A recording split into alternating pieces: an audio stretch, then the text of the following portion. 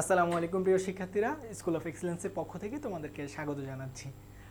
তোমাদের যে জিএসটির জন্য তোমাদের যে এমসিকিউগুলো পরীক্ষা নেওয়া হয়েছে, অর্থাৎ আমরা অ্যাকাউন্টিং এবং ম্যানেজমেন্টের উপরে 100টি করে তোমাদের যে পরীক্ষাগুলো নিয়েছি মডেল টেস্ট হিসেবে, সেই মডেল টেস্ট 2 অর্থাৎ ম্যানেজমেন্টের উপরে আমরা যে মডেল টেস্ট নিয়েছি সেই ম্যানেজমেন্ট মডেল টেস্ট 2 এর উপরে আমরা আজকে সলভ দেখব। অর্থাৎ আমাদের আজকের ক্লাসটি হচ্ছে আমাদের যে ম্যানেজমেন্ট ছিল, এই ম্যানেজমেন্টের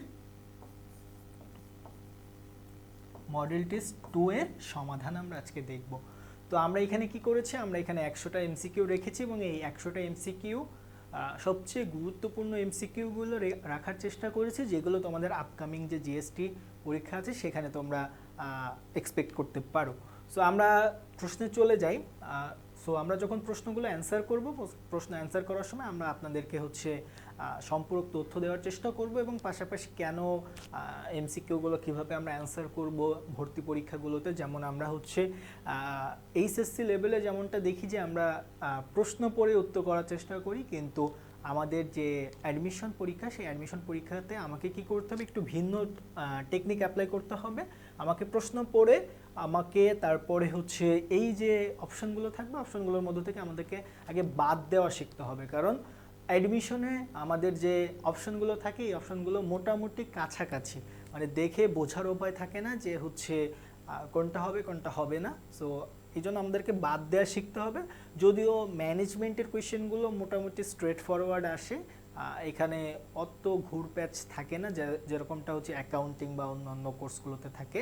তাও আমরা সাবধানে আমাদের যে এমসিকিউগুলো এগুলো পূরণ করার চেষ্টা করব। কারণ নর্মালি আমরা দেখি যে হচ্ছে কমার্সের যারা আছে তারা বাংলা ইংরেজিতে খুব একটা ভালো করতে পারে না বা ফুল মার্কসের কাছাকাছি যেতে পারে না, তারা গ্রুপ সাবজেক্টগুলোতে বেশি সময় দেয় বলে। তো যার কারণে আমাদের গ্রুপ সাবজেক্টের যে 35 মার্কের এমসিকিউ আসবে, 35-এর জন্য আমরা 35ই ওঠাতে পারি। এই জন্য আমাদেরকে একটু মনোযোগ দিয়ে অ্যান্সার করতে হবে। তো আমরা একটু দেখি, আমাদের প্রথম এমসিকিউ বলছে যৌগিক শিল্প এবং বিশ্লেষণ শিল্পের মধ্যে সম্পর্ক কীরূপ। সো আমরা আগে একটু দেখি যৌগিক শিল্প কি। যৌগিক শিল্প হচ্ছে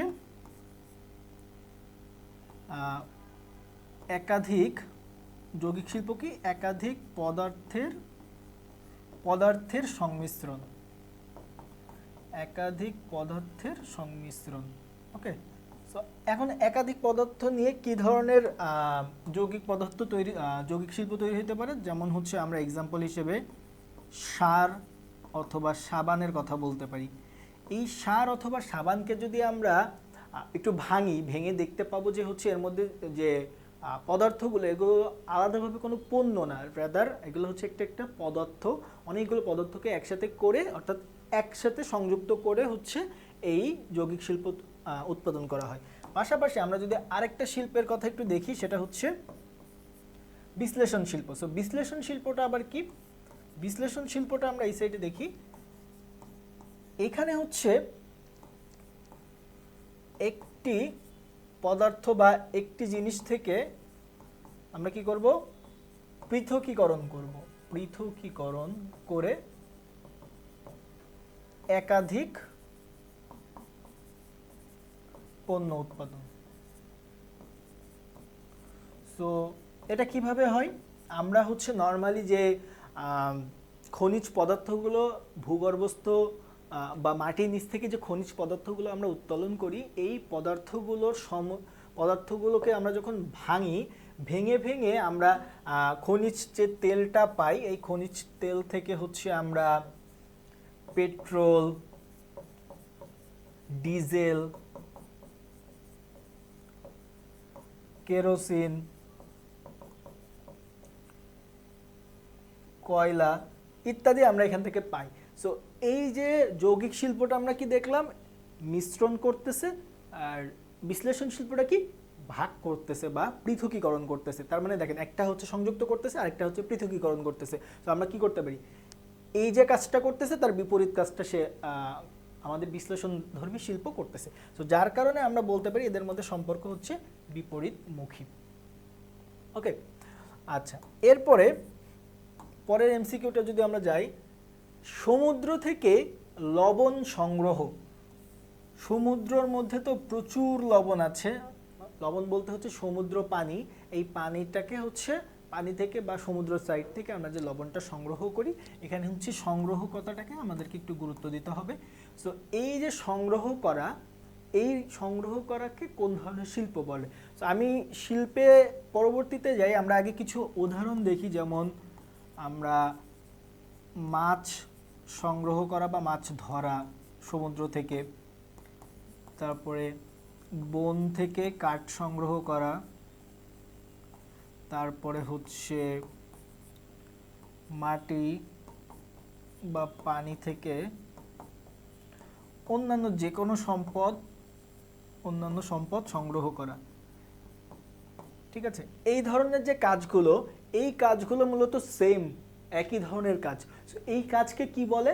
এই কাজকে বলা হয় হচ্ছে উত্তোলন শিল্প বা নিষ্কাশন শিল্প। অর্থাৎ এই যে উত্তোলন বা নিষ্কাশন একই কথা, কারণ এই দুইটা শিল্পের আমাদের সংজ্ঞাটা কি?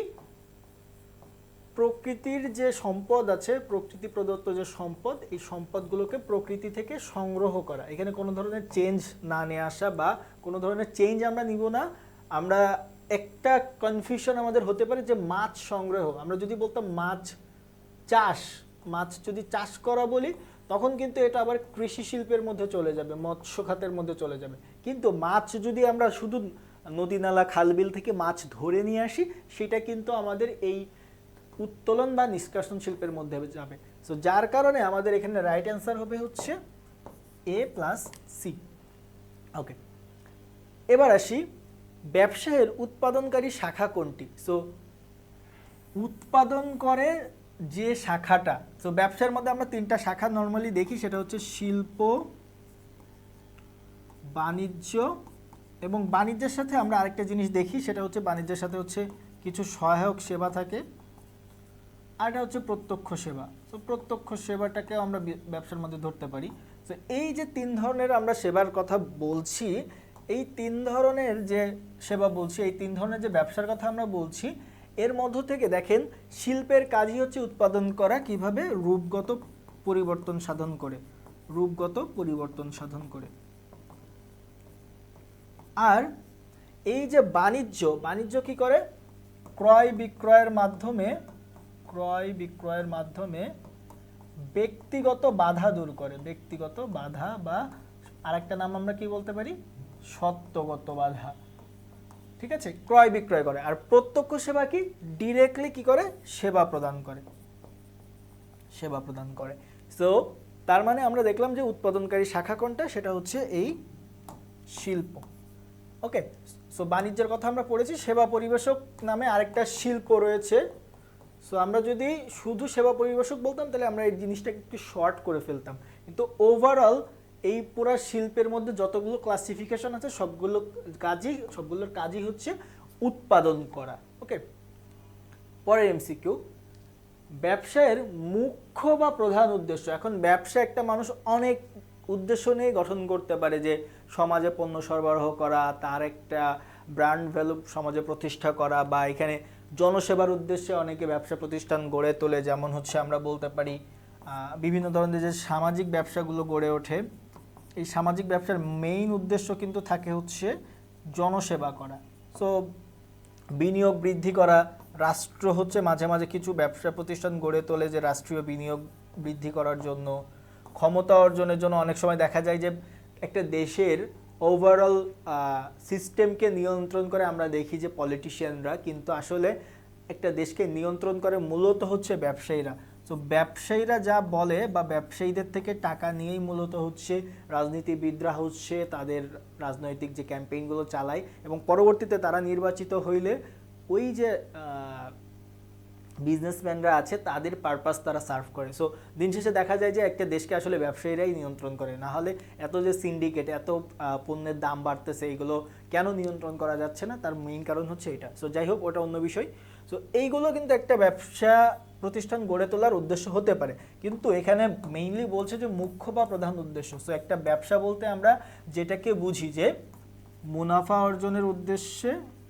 অর্জনের উদ্দেশ্য থাকবে, তারপরে সকল বৈধ কাজকর্ম হবে, এবং অর্থনৈতিক কার্যক্রম হবে, অর্থনৈতিক কার্যক্রম। সো এটা হচ্ছে ব্যবসার সংজ্ঞার মধ্যে আমরা তিনটা জিনিসকে পাই, যার কারণে মুনাফা অর্জনের এইটাই হচ্ছে আমাদের প্রধান উদ্দেশ্য। এবার আসি ব্যবসায়ের সামাজিক উদ্দেশ্য কোনটি। সো ব্যবসায়ের অর্থনৈতিক উদ্দেশ্য আমরা অলরেডি দেখে ফেলেছি যে অর্থনৈতিক উদ্দেশ্যকে একটা ব্যবসা মানুষ কেন গড়ে তোলে, সেটা হচ্ছে মুনাফা অর্জনের জন্য। ঠিক আছে, এখন মুনাফা অর্জন। এরপরে আমরা যদি ব্যবসার আর কিছু গুরুত্ব দেখি, যেমন হচ্ছে ব্যবসায়ের সামাজিক গুরুত্ব, অর্থাৎ সমাজের উন্নয়ন করা, সমাজের উন্নয়ন। সো ব্যবসা মূলত মুনাফা অর্জনের জন্য গঠিত হইলেও অনেক সময় দেখা যায় যে একটা ব্যবসা প্রতিষ্ঠান সমাজকে টার্গেট করে, যে তারা মুনাফা অর্জন করবে, পাশাপাশি সমাজের যে ক্ষতিগুলো হইছে বা সমাজের যে কার্যক্রম আছে এটাতে আরও বেশি প্রভাব ফেলা বা আরও বেশি হচ্ছে এটাকে এগিয়ে নিয়ে যাওয়া, বা সমাজকে হচ্ছে দারিদ্রতা বা ক্ষুধামুক্তি বা সমাজে যে প্রবলেমগুলো আছে এই প্রবলেমগুলো থেকে যেন সমাজ বের হয়ে আসতে পারে, এই ব্যাপারটা দেখা। সো এটা হচ্ছে ব্যবসায়ের সামাজিক গুরুত্ব। তো দেখি এই যে মুনাফা সর্বাধিকরণ, মানব সম্পদ উন্নয়ন, এই দুইটা হচ্ছে আমরা বলতে পারি যে এক ধরনের অর্থনৈতিক গুরুত্ব বা অর্থনৈতিক উদ্দেশ্য। ভবিষ্যতে মর্যাদা লাভ, এটা একটা হচ্ছে আত্মকেন্দ্রিক একটা হচ্ছে উদ্দেশ্য, বা আমরা এটাকে অর্থনৈতিকও বলতে পারবো না, আবার সামাজিকও বলতে পারবো না, মর্যাদা টাইপের একটা উদ্দেশ্য। কিন্তু দারিদ্র দূরীকরণ অর্থাৎ সমাজের একটা সমস্যা, এটা হচ্ছে সামাজিক সমস্যা। তো এই দারিদ্র দূরীকরণটা হচ্ছে মূলত সমাজের ব্যবসায়ের সামাজিক উদ্দেশ্য। এরপরে ব্যবসায়ের সামাজিক পরিবেশের অন্তর্ভুক্ত কোনটি? সো আমরা আগে একটু ব্যবসার পরিবেশগুলো সম্পর্কে যদি ধারণা নিই, 6 ধরনের পরিবেশ আমরা মূলত ব্যবসায় দেখি। একটা হচ্ছে প্রাকৃতিক পরিবেশ, এরপরে হচ্ছে আমাদের অর্থনৈতিক পরিবেশ, তারপরে হচ্ছে সামাজিক পরিবেশ, যেটা আমরা এই প্রশ্নে দেখছি সামাজিক, এরপরে কি রাজনৈতিক পরিবেশ, তারপরে কি আইনগত পরিবেশ, 6 নম্বর কি প্রযুক্তিগত পরিবেশ। সো এই 6 ধরনের পরিবেশ মূলত আমরা একটা ব্যবসা প্রতিষ্ঠান পরিচালনার সময় দেখে থাকি। সো এদের কাজ কি মূলত, বা এদের উপাদানগুলো কি, যেমন হচ্ছে প্রকৃতি প্রদত্ত যত উপাদান আছে, মাটি, পানি, বায়ু, এইগুলো হচ্ছে প্রাকৃতিক পরিবেশ। অর্থনৈতিক পরিবেশের মধ্যে অর্থের সাথে রিলেটেড যে ব্যাপারগুলো, অর্থাৎ সঞ্চয়, বিনিয়োগ, মূলধন, মানব সম্পদ। সো এই ব্যাপারটা একটু খেয়াল রাখবেন। মানব সম্পদ, একটা প্রতিষ্ঠানে একটা কর্মী যখন কাজ করতে করতে খুব বেশি দক্ষ হয়ে যায়, তখন সে মানব সম্পদে পরিণত হয়, বা তার একটা অর্থনৈতিক একটা ভ্যালু থাকে। সো তো সেও তখন কি হয়ে যাবে, অর্থনৈতিক পরিবেশের অন্তর্ভুক্ত হয়ে যাবে। সামাজিক পরিবেশের মধ্যে যাবে ওই দেশের সমাজের ঐতিহ্য, ওই দেশের সুনাম, ঠিক আছে, ধর্মীয় রীতিনীতি ইত্যাদি।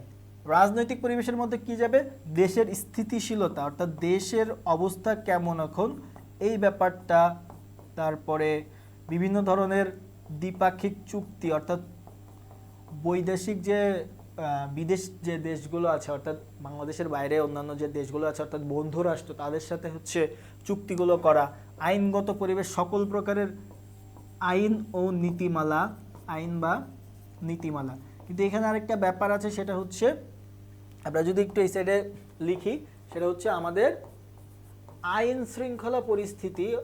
আইন শৃঙ্খলা পরিস্থিতি কিন্তু আবার আইনগত পরিবেশে যাবে না, এটা হচ্ছে রাজনৈতিক পরিবেশের অন্তর্ভুক্ত। কোন পরিবেশ? রাজনৈতিক। কারণ একটা দেশের আইন শৃঙ্খলা পরিস্থিতি বলতে দেশের মধ্যে অবস্থাটা এখন কেমন আছে এই ব্যাপারটা, যে দাঙ্গা হাঙ্গামা চলছে কিনা বা কোনো ধরনের অস্থিতিশীলতা আছে কিনা। সো এই ব্যাপারটা হচ্ছে আইন শৃঙ্খলা বোঝায় এই ব্যাপারটা দ্বারা।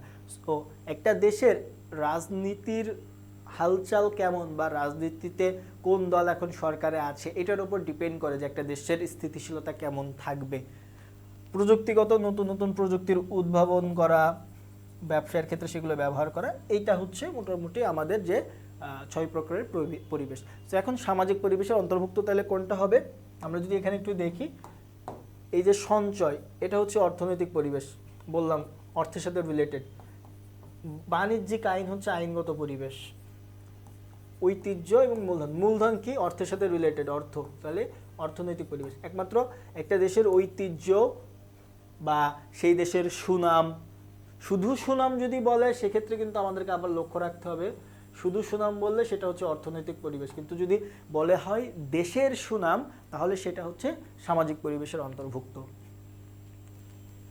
ট্রেড কোন ধরনের বাধা দূর করে? এখন আমরা যে বাণিজ্য করি বা আমাদের যে বাণিজ্যিক কার্যক্রম আমরা সম্পন্ন করি, প্রথমে শিল্পের মাধ্যমে মূলত আমরা উৎপাদন করার চেষ্টা করি, এরপরে হচ্ছে শিল্পে আমরা যদি উৎপাদন করা আমাদের শেষ হয়ে যায়, এরপরে আমরা কি করি, আমাদের বাণিজ্যের মাধ্যমে আমরা দেশের বিভিন্ন প্রত্যন্ত অঞ্চলে এই পণ্যগুলোকে পাঠিয়ে দিই। সো বাণিজ্য মেইনলি কি? বাণিজ্যের মধ্যে যে দুইটা পার্ট আছে, একটা হচ্ছে ট্রেড, আর যদি এখানে বাণিজ্য লিখি, বাণিজ্যের মধ্যে দুইটা পার্ট, একটা হচ্ছে ট্রেড আর একটা হচ্ছে ট্রেড কার্যক্রমে সহায়ক যে বিষয়গুলো কাজ করে, সহায়ক কার্যাবলী, ট্রেডের সহায়ক কার্যাবলী। সো ওই ব্যাপারগুলো কি কি? সো সহায়ক কার্যাবলী যদি আমরা এক এক করে লিখি, প্রথমে হচ্ছে ব্যাংকিং করা, বীমা, গুদামজাতকরণ, এরপরে হচ্ছে পরিবহন, বিজ্ঞাপন, ওকে, ক্রয় বিক্রয়, কেউ এখানে দেখলাম ক্রয় বিক্রয়। সো এই ব্যাপারগুলো, এখন এরা প্রত্যেকটা এক একটা বাধা দূর করে। সো ব্যাংক কোন ধরনের বাধা দূর করে? ব্যাংক হচ্ছে আমাকে অর্থ ধার দিয়ে আমার কাছে যে টাকা নাই, অর্থাৎ অর্থগত একটা বাধার সম্মুখে আমি আছি, সেটা দূর করে। বীমা কি করে? আমার প্রতিষ্ঠান ঝুঁকিপূর্ণ যদি হয়, এই ঝুঁকিটার একটা ভার সে নিয়ে নেয় প্রিমিয়ামের বিনিময়ে, সো ঝুঁকিগত বাধাটা সে দূর করে। গুদামজাতকরণ কি করে? আমাকে সময়গত বাধাটা আমার দূর করে, অর্থাৎ এই সময়ে উৎপাদিত পণ্য আমি ফিউচারে যাতে ব্যবহার করতে পারি বা ফিউচারে বিক্রি করতে পারি সেটা। পরিবহন কি করে? আমাকে স্থানগত উপযোগ সৃষ্টি করে। আর এই গুদামজাতকরণ সময়গত বা কালগত, অর্থাৎ আরেকটা নাম হচ্ছে কালগত। বিজ্ঞাপন কি করে? আমাকে তথ্যগত উপযোগ সৃষ্টি করে, তথ্য বা প্রচারগত উপযোগ সৃষ্টি করে। আমি আমার পণ্য সম্পর্কে ক্রেতারা যদি না জানে, সেই জানানোর কাজটা মূলত বিজ্ঞাপনের মাধ্যমে হয়। আর ক্রয় বিক্রয় কি করে? এটা হচ্ছে ব্যক্তিগত বাধা অথবা সত্ত্বগত বাধা, অর্থাৎ একটা পণ্যের সত্ত্বাধিকার আমার কাছে আছে, সেটা আমি যখন বিক্রি করে দিব, বিক্রি করার পরে যার কাছে যাবে তার কাছে ওই মালিকানাটা চলে যাবে। এবং এই ক্রয় বিক্রয়ের মধ্য দিয়ে মূলত এই যে আমার কাছ থেকে যে মালিকানা তার কাছে গেল, প্রথমে আমার কাছে ছিল এবং একটা বাধা এখানে ছিল যে মালিকানা তার কাছে যাচ্ছে না, সো তার কাছে যাওয়া অর্থাৎ মালিকানার যে বাধাটা সেটা দূর হওয়াটা মূলত এই ক্রয় বিক্রয়ের মাধ্যমেই হয়। সো ট্রেড তাহলে কোন ধরনের? এই ক্রয় বিক্রয়ের আরেক নাম কি বলতে পারি আমরা? সেটা হচ্ছে ট্রেড। সো এই ট্রেড তাহলে কোন ধরনের বাধা দূর করে? সেটা হচ্ছে এই যে ব্যক্তিগত। ব্যবসায়ের আকার বহুলাংশে নির্ভরশীল কোন পরিবেশের উপরে? সো ব্যবসায়ের আকারটা মূলত কিসের উপরে নির্ভর করে? ব্যবসায়ের আকারটা নির্ভর করে তার মূলধনের উপরে। সো আমরা দেখেছি যে আমাদের যে এক মালিকানা ব্যবসা, সেখানে মূলধনটা সবচেয়ে কম, এক মালিকানা ব্যবসার মূলধনটা সবচেয়ে কম। এরপরে হচ্ছে অংশীদারি প্রতিষ্ঠানে আরেকটু বেশি, কারণ এখানে হচ্ছে 2 থেকে 20 জন মূলধন সরবরাহ করে। এরপরে এর চেয়ে বেশি কোনটা? সেটা হচ্ছে যৌথ মূলধনী ব্যবসা। এইখানে আসলে মূলধনের কোনো সীমারেখা নাই, যত বেশি শেয়ার হোল্ডার আসবে তত বেশি মূলধন প্রতিষ্ঠানে আসবে। সো ধীরে ধীরে প্রতিষ্ঠান যত উন্নত হচ্ছে তত মূলধনের এই উন্নত হওয়াটা মূলত কিসের উপর ডিপেন্ড করতেছে? মূলধনের উপরে। কারণ এক মালিকানায় মালিক ছিল একজন, খুব অল্প পরিমাণে মূলধন দিতে পারত। অংশীদারিতে মালিক 2 থেকে 20 জন হয়েছে, তারা এক মালিকানা থেকে আরেকটু বেশি মূলধন দিতে পারবে। যৌথ মূলধনিতে মূলত 20 জন না, অনেক সংখ্যক মানুষ মূলধন বিনিয়োগ করতে পারবে। সো এই আকারটা মূলত কিসের উপর নির্ভর করছে? মূলধন। সো মূলধন কি থেকে আসে? প্রতিষ্ঠানের অর্থ থেকে আসে। সো অর্থ কোন পরিবেশের অন্তর্ভুক্ত? সেটা হচ্ছে অর্থনৈতিক পরিবেশের অন্তর্ভুক্ত। ওকে, এক মালিকানা সংগঠনের মালিকের দায়টা কি? মালিকের দায়টা হচ্ছে ওয়াশিং, অর্থাৎ এই ক্ষেত্রে মালিকের যে ব্যক্তিগত সম্পত্তি আছে ব্যক্তিগত যে সম্পদ আছে এই সম্পদটা বিক্রি করে হলেও আমার যে এক মালিকানা ব্যবসা আছে সেটা দায় পরিশোধ করতে হবে। কারণ যদি সসীম হইতো তাহলে মালিক ব্যবসায় যতটুকু বিনিয়োগ করেছে ততটুকু পর্যন্ত দায় সীমাবদ্ধ থাকতো। কিন্তু অসীম হওয়াতে কি হয়েছে, আমাদের যে মালিক যতটুকু বিনিয়োগ করছে তার বাইরেও তার ব্যক্তিগত যত সম্পত্তি আছে সেটা বিক্রি করে হলেও প্রতিষ্ঠানের দায় মেটানো লাগবে। বিশ্বের সবচেয়ে প্রাচীনতম ব্যবসা সংগঠন কোনটি? এটা একটা এমসিকিউ টাইপের প্রশ্ন, কিন্তু অনেকবার আসে। সেটা হচ্ছে সবচেয়ে আগে ছিল কোনটা? এক মালিকানা, তারপরে আসে অংশীদারি, তারপরে আসে যৌথ মূলধনী, এরপরে হচ্ছে ধীরে ধীরে রাষ্ট্রীয় ব্যবসা আসে রাষ্ট্রের উন্নতির জন্য বা যে কোনো ধরনের রাষ্ট্রীয় কার্যক্রম পরিচালনার জন্য বা জনকল্যাণ আমরা বলতে পারি।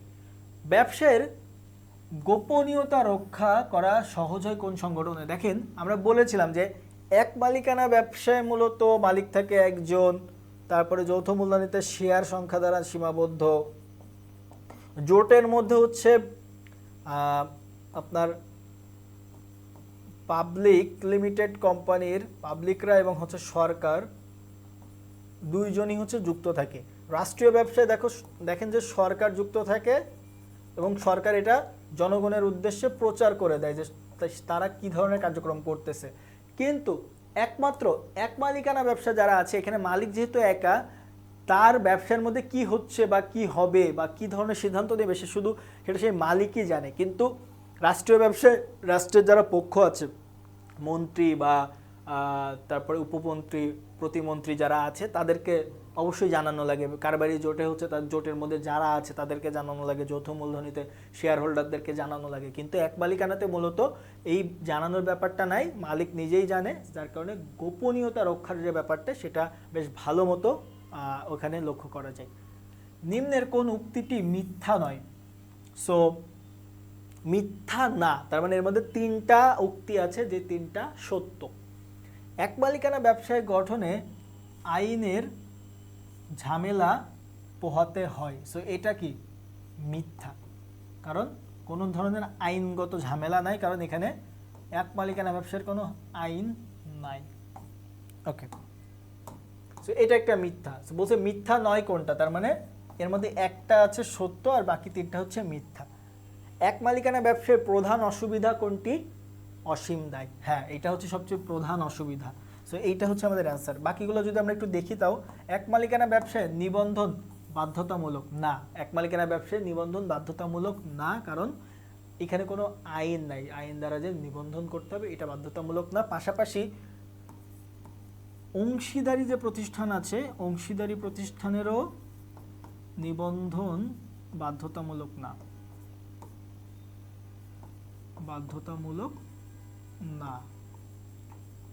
কিন্তু একটা ব্যাপার আছে, ব্যাপারটা হচ্ছে অংশীদারি ব্যবসা প্রতিষ্ঠানটা যদি সীমিত অংশীদারি ব্যবসা হয়, সীমিত অংশীদারি ব্যবসা, তাহলে নিবন্ধনটা বাধ্যতামূলক শুধু একটা মাত্র ক্ষেত্রে, সেটা হচ্ছে অংশীদারি ব্যবসাটা যদি কি হয়, অংশীদারি ব্যবসাটা যদি সীমিত অংশীদারি ব্যবসা, অর্থাৎ যে ব্যবসায় দায়টা সীমিত থাকে। নর্মালি আমরা দেখি যে এক মালিকানা ব্যবসা বা অংশীদারি ব্যবসার দায় অসীম থাকে, কিন্তু কিছু অংশীদারি ব্যবসা আছে যেটা দায় থাকে সীমিত বা সসীম, সেই ধরনের অংশীদারি ব্যবসাকে অবশ্যই নিবন্ধন করতে হবে।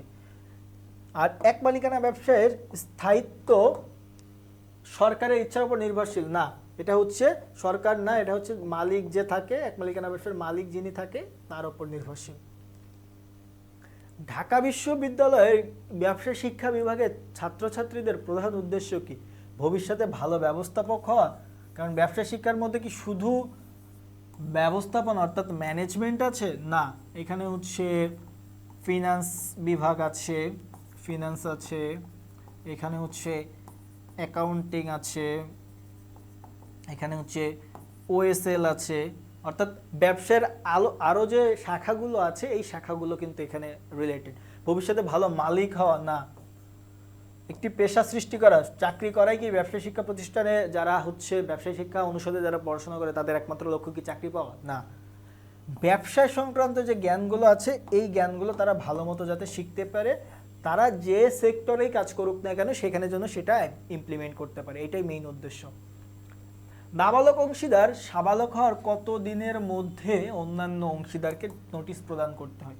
তো নর্মালি নাবালক অংশীদার যখন প্রতিষ্ঠানে জয়েন করে তখন তার দায়টা সীমিত থাকে, অর্থাৎ সে সীমাবদ্ধ অংশীদার হিসেবে পরিচালিত হয়। কিন্তু সে যখন সাবালক হয়, অর্থাৎ তার 18 বছর যখন পার হয়ে যায়, বাংলাদেশের প্রেক্ষাপটে 18 বছর যখন পার হয়ে যায় তখন সে সাবালক হয়ে যায় এবং তখন তার দায়টা আর সসীম থাকে না, তখন তার দায়টা অন্যান্য অংশীদারের মতো অসীম হয়ে যায়। সো সে যেহেতু সাবালক হয়ে গেছে এবং এই ব্যাপারটা কিন্তু এখনো পর্যন্ত অন্যান্য অংশীদাররা জানে না, যে তারা ইতোমধ্যে জানতো যে নাবালক একজন আছে এবং তার দায়টা সীমিত, কিন্তু সে যখনই 18 বছর তার হয়ে গেছে তখনই তার যে সাবালকত্ব সেটা প্রাপ্তি হয়ে গেছে এবং পাশাপাশি তার দায় তখন অসীম হয়ে যাবে। সো এই ব্যাপারটা আমার অন্যান্য যারা অংশীদার আছে তাদেরকে 6 মাসের মধ্যে অবশ্যই জানাতে হবে, 6 মাস বা 180 দিনের মধ্যে অবশ্যই তাদেরকে অন্যান্য অংশীদারকে জানাতে হবে। ওকে, আপাত দৃষ্টিতে অংশীদারকে, সো আপাত দৃষ্টিতে ব্যবসা পরিচালনায় সক্রিয়ভাবে জড়িত থাকে না, কারণ সে ব্যবসায় মূলত তার মূলধনটা উত্তোলন করে না, মূলধন উত্তোলন করে না, ব্যবসায় কি হিসেবে রাখে, ঋণ হিসেবে প্রদান করে, ঋণ হিসেবে তার মূলধনটা ব্যবসায় দেয়, যার কারণে সে এখন তার যে ফান্ডটা সেই ফান্ডটা কিন্তু সে ঋণ হিসেবে প্রতিষ্ঠানে দিল, কিন্তু এই ফান্ডের জন্য সে কিন্তু সুদ পাবে, কি পাবে, সুদ পাবে। কিন্তু ব্যবসাতে যে মূলধন হিসেবে তার এই অর্থটা কাজ করতেছে এমন না, কারণ দিন শেষে সে ব্যবসা কার্যক্রম যখন বছর শেষ হবে তখন যে মুনাফা হবে সেখান থেকে কিন্তু সে কোনো ভাগ পাবে না, কারণ তার মেয়াদ শেষ, অংশীদার হিসেবে তার মেয়াদ শেষ বা সে অংশীদারিত্ব আর রাখবে না, যার কারণে হচ্ছে সে ব্যবসা থেকে তার অর্থ উঠায় নেওয়ার তার কথা ছিল, অর্থাৎ সে ব্যবসা থেকে তার অর্থ তুলে নেবে, কিন্তু সে সেটাও করে দেয়, সে প্রতিষ্ঠানে তার মূলধন রেখে অংশীদার হিসেবে কার্যক্রম পরিচালনা করে নাই, আবার সে প্রতিষ্ঠান থেকে অংশীদার হবে না এরকম একটা অঙ্গীকার সে দিয়ে দিয়েছে, কিন্তু মূলধন তোলে নাই, সো সেটা তখন ঋণ হিসেবে কাজ করবে। সো ঋণদাতা কখনোই প্রতিষ্ঠানে পরিচালনায় অংশগ্রহণ করতে পারে না, কারা পারে না, ঋণদাতা পরিচালনা করতে পারে না, ঋণদাতারা। সো সে যেহেতু ঋণদাতা হিসেবে বিবেচিত হবে, সেই জন্য সক্রিয়ভাবে জড়িত হতে পারবে না, ব্যবসা পরিচালনায় অংশগ্রহণ করতে পারবে না, অর্থাৎ এটা রাইট অ্যান্সার। ওকে, অংশীদারি দলিলে উল্লেখ না থাকলে অংশীদারগণ উত্তোলনের উপরে কত % হারে সুদ পাবে? তার মানে ধরেন একটা অংশীদারি প্রতিষ্ঠানে 5 জন অংশীদার, এই 5 জন অংশীদারের মধ্যে একজন হচ্ছে উত্তোলন করছে 5,000 টাকা, এই 5,000 টাকা যে সে উত্তোলন করলো, এই উত্তোলিত টাকার উপরে তাকে কি কোনো প্রকার সুদ দিতে হবে কিনা, এটা অংশীদারদের যে চুক্তিপত্র আছে এই চুক্তিপত্রের মধ্যে যদি উল্লেখ থাকে যে 5% অথবা 10% হারে তাকে হচ্ছে উত্তোলনের উপরে সুদ দিতে হবে, এটা আমরা অ্যাকাউন্টিংয়ে দেখি নর্মালি, যে মাসের শুরুতে উত্তোলন করলে কি হবে, মাসের শেষে উত্তোলন করলে কি হবে, বা মাসের মাঝামাঝিতে উত্তোলন করলে কি হবে, এটা একটা নির্দিষ্ট নির্দেশনা থাকে। কিন্তু এই ধরনের কোনো নির্দেশনা যদি না থাকে তাহলে ওই প্রতিষ্ঠানে অংশীদাররা যে উত্তোলনটা করবে এই উত্তোলনের উপরে কোনো ধরনের সুদ ধরা যাবে না। কিন্তু এটা যদি ঋণ হয়, যে কোনো একটা অংশীদার প্রতিষ্ঠানে ঋণ দিছে, তার তো প্রতিষ্ঠানে মূলধন ইনভেস্ট করা আসে, পাশাপাশি সে ঋণ দিছে এবং এই ঋণ দিছে ধরেন 50,000 টাকা, কিন্তু এখানে চুক্তিতে কিছু বলা নাই, অর্থাৎ চুক্তিপত্রে কিছু উল্লেখ করা নাই। সো সেই ক্ষেত্রে কি হবে, সেক্ষেত্রে সে কি সুদ পাবে না? অবশ্যই সেক্ষেত্রে সে 6% হারে সুদ পাবে, যদি উল্লেখ করা নাও থাকে পার্সেন্টেজটা। নিচের কোনটি যৌথ মূলধনী কোম্পানির সবচেয়ে গুরুত্বপূর্ণ দলিল? সো সবচেয়ে গুরুত্বপূর্ণ দলিলের কথা যদি বলে, এর মধ্যে 2টা দলিল হচ্ছে সবচেয়ে গুরুত্বপূর্ণ, একটা হচ্ছে পরিমেল বন্ধ আর একটা হচ্ছে পরিমেল নিয়মাবলী। সো এই দুটো হচ্ছে সবচেয়ে গুরুত্বপূর্ণ, কিন্তু এর মধ্যে সবচেয়ে গুরুত্বপূর্ণ সেটা হচ্ছে এই পরিমেল বন্ধ, যেটার মধ্যে আসলে আমরা প্রতিষ্ঠানের যে মেইন বিষয়গুলো, অর্থাৎ প্রতিষ্ঠানের নাম বা প্রতিষ্ঠানের হচ্ছে উদ্দেশ্য বা ঠিকানা, অর্থাৎ টোটাল 6টা ধারা এখানে উল্লেখ করা থাকে, বা প্রতিষ্ঠানের মূল দলিল আমরা এটাকে বলতে পারি। আর পরিমেল নিয়মাবলী যেটা আছে, এটা মূলত প্রতিষ্ঠানের যে অভ্যন্তরীণ কার্যক্রম আছে, অভ্যন্তরীণ কার্যক্রম, এই অভ্যন্তরীণ কার্যক্রম পরিচালনার জন্য মূলত এই পরিমেল নিয়মাবলী ব্যবহৃত হয়। বিবরণপত্র কি জন্য ব্যবহৃত হয়? এটা মূলত জনগণ থেকে মূলধন সংগ্রহের জন্য। কি সংগ্রহের জন্য? মূলধন সংগ্রহের জন্য। আমরা যে রোড শো করি বা আমরা আমার প্রতিষ্ঠান শেয়ার ইস্যু করতে চাচ্ছে, সো এইটা জনগণের মাঝে জানানোর জন্য যে পত্রটা আমরা ব্যবহার করি সেটা হচ্ছে বিবরণপত্র। বিবরণপত্রে কিন্তু আরেকটা জিনিস উল্লেখ থাকে, সেটা হচ্ছে ন্যূনতম মূলধনের পরিমাণটা উল্লেখ থাকে। তো এই ব্যাপারটা একটু মনে রাখবেন যে বিবরণপত্রে ন্যূনতম মূলধনের ব্যাপারটা উল্লেখ করা থাকে। আর নিবন্ধনপত্র যেটা আছে এইটাকে মূলত বলা হয় কোম্পানির, এটা কোম্পানির জন্ম সনদ। আমাদের যেমন নিজেদের জন্ম সনদ আছে, একটা কোম্পানি কিভাবে গঠিত হলো বা একটা কোম্পানি যে আসলেই গঠিত হয়েছে এটা ডিপেন্ড করে বা এটা বোঝায় হচ্ছে ওই কোম্পানির কোনো নিবন্ধনপত্র আছে কিনা। সো এটা কোনটি সনদপ্রাপ্ত কোম্পানির উদাহরণ? সনদপ্রাপ্ত কোম্পানি কি? 1844 সালের পূর্বে, এর পূর্বে তৎকালীন যারা রাজা বা রানী আছে তাদের ফরমান বলে বা তাদের সনদ এর দ্বারা যদি কোনো ধরনের কোম্পানি গঠিত হয় সেটাকে আমরা বলি সনদপ্রাপ্ত কোম্পানি। সো এখানে the imperial bank, the chartered bank of England, the chartered mercantile bank, এই সবগুলোই হচ্ছে ওই সনদপ্রাপ্ত কোম্পানির উদাহরণ, যেগুলো হচ্ছে এই ধরনের ফরমান বা সনদপ্রাপ্তির মাধ্যমে গঠিত হয়। কোম্পানির জন্মদাতা বলা হয় কাকে? সো আমরা মাত্র দেখলাম যে কোম্পানির জন্ম সনদ কোনটা, একদম শুরুতে যে সনদটা দেওয়া পেতে হয় একটা কোম্পানিকে সেটা হচ্ছে নিবন্ধনপত্র। সো ঠিক তেমনই একটা কোম্পানিকে কারা জন্ম দেয়? সো দেখেন এখানে কয়জনের নাম বলা হচ্ছে। সচিব, সচিব তো পরে গঠিত হবে, যে কোম্পানি কিভাবে পরিচালিত হবে। পরিচালকরা কোম্পানি পরিচালনা করবে কখন? কোম্পানি গঠিত হওয়ার পরে। নিবন্ধক, নিবন্ধকরা কি একটা প্রতিষ্ঠানের বা একটা কোম্পানির উদ্যোগ গ্রহণ করে? না, এরা কোনো ধরনের উদ্যোগ গ্রহণ করে না, উদ্যোগ গ্রহণ করে না, রেদার এরা হচ্ছে নিবন্ধনের কাজটা করে দেয়। সো এই যে প্রবর্তকরা আছে, এই প্রবর্তকরা মূলত একসাথে হয়ে চিন্তা করে যে আমরা আসলেই চলেন একটা যৌথ মূলধনী ব্যবসা গঠন করি, এবং তারাই প্রাথমিকভাবে মূলধন বিনিয়োগ করে। ন্যূনতম যে পুঁজিটা আছে, ন্যূনতম মূলধন, সেই ন্যূনতম মূলধন তারা সংগ্রহ মানে তারা প্রতিষ্ঠানকে দেয় এবং এর মাধ্যমে মূলত প্রতিষ্ঠানটি জন্ম লাভ করে। ওকে, ন্যূনতম মূলধনের পরিমাণ কোথায় উল্লেখ করতে হয়?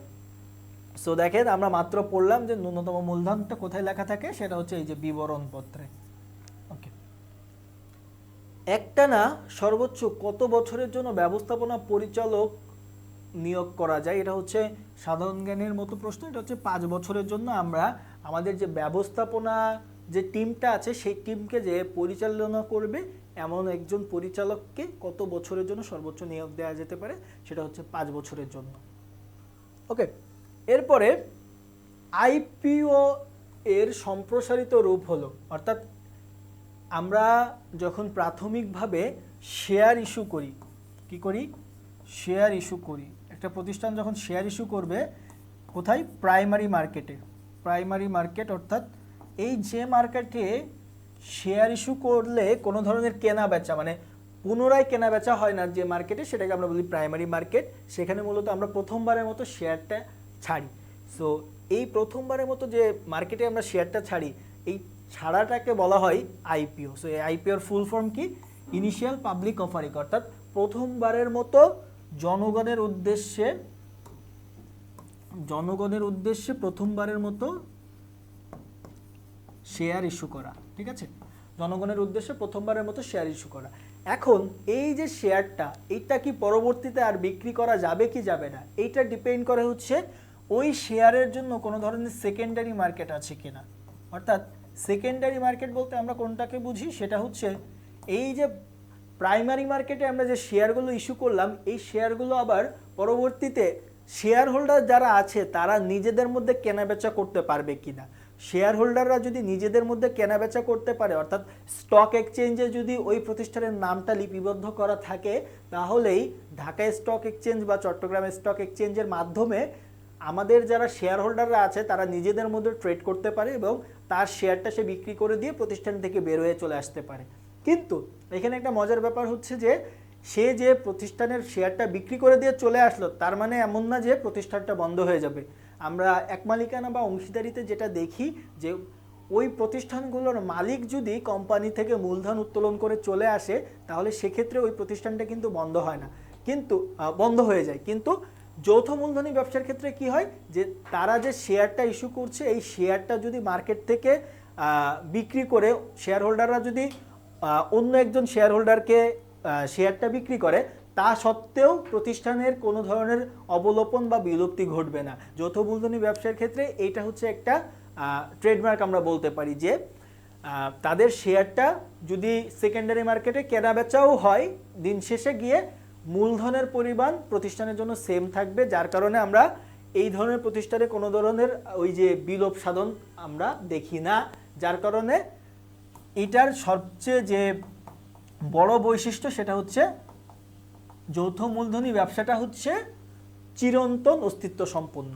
ওকে, সো যেটাতে ছিলাম আমরা সেটা হচ্ছে যে আইপিও ইনিশিয়াল পাবলিক অফারিং। এখানে হচ্ছে মূলত একটা প্রতিষ্ঠান বা একটা যৌথ মূলধনী কোম্পানি প্রথমবারের মতো তার শেয়ারটা প্রাইমারি মার্কেটে এই আইপিওর মধ্য দিয়ে ইস্যু করে।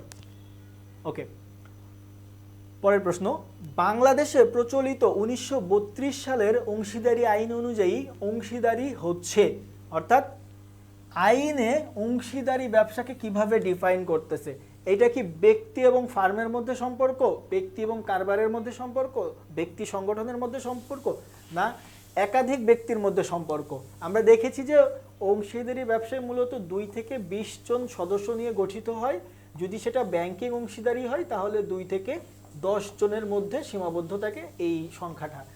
এখন এই যে 2 থেকে 20 জন প্রতিষ্ঠানে থাকে তারা নিজেরাই মূলত এই ধরনের চুক্তি করে, অংশীদারি ব্যবসায় তারা নিজেদের মধ্যেই চুক্তি করে। এই চুক্তিটা মূলত ফার্মের সাথে তাদের হয় না, যেটা আমরা ফার্মের সাথে বা যৌথ মূলধনী কোম্পানির ক্ষেত্রে যেটা দেখি যে মালিক যারা থাকে অর্থাৎ শেয়ার হোল্ডার যারা থাকে তারা কোম্পানির সাথে একটা চুক্তি করে শেয়ার ক্রয়ের মাধ্যমে। কিন্তু অংশীদারি ব্যবসায় মূলত অংশীদাররা যারা থাকে 2 থেকে 10 জন বা 20 জন তারা নিজেদের মধ্যে যে চুক্তিটা করে, ঠিক আছে? সো এইটা একাধিক ব্যক্তির মধ্যে সম্পর্ক। ব্যাংকিং অংশীদারি ব্যবসায় নিবন্ধন। সো আমরা যদি অংশীদারি ব্যবসার নিবন্ধনের কথা চিন্তা করি, আমি বলেছি শুরুতেই যে অংশীদারি ব্যবসার নিবন্ধনটা বাধ্যতামূলক না, কিন্তু এখানে আরেকটা ব্যাপার আছে, সেটা হচ্ছে অংশীদারি ব্যবসা যদি সীমিত অংশীদারি ব্যবসা হয় সেই ক্ষেত্রে নিবন্ধনটা আমাদেরকে অবশ্যই বাধ্যতামূলকভাবে করতে হবে। ওকে, আচ্ছা, তাহলে অংশীদারি ব্যবসায়ের নিবন্ধন বাধ্যতামূলক না, সেটা হচ্ছে ঐচ্ছিক, কিন্তু এটা যদি সীমিত অংশীদারি ব্যবসা হয় তাহলে অবশ্যই আমাদেরকে নিবন্ধন করতে হবে। নিম্নের কোনটি অংশীদারি ব্যবসায়ের জন্য বাধ্যতামূলক না? সেটা হচ্ছে চুক্তিপত্র করাটাও কিন্তু বাধ্যতামূলক না, মৌখিক চুক্তি এক্ষেত্রে কাজ করতে পারে। মৌখিক চুক্তি,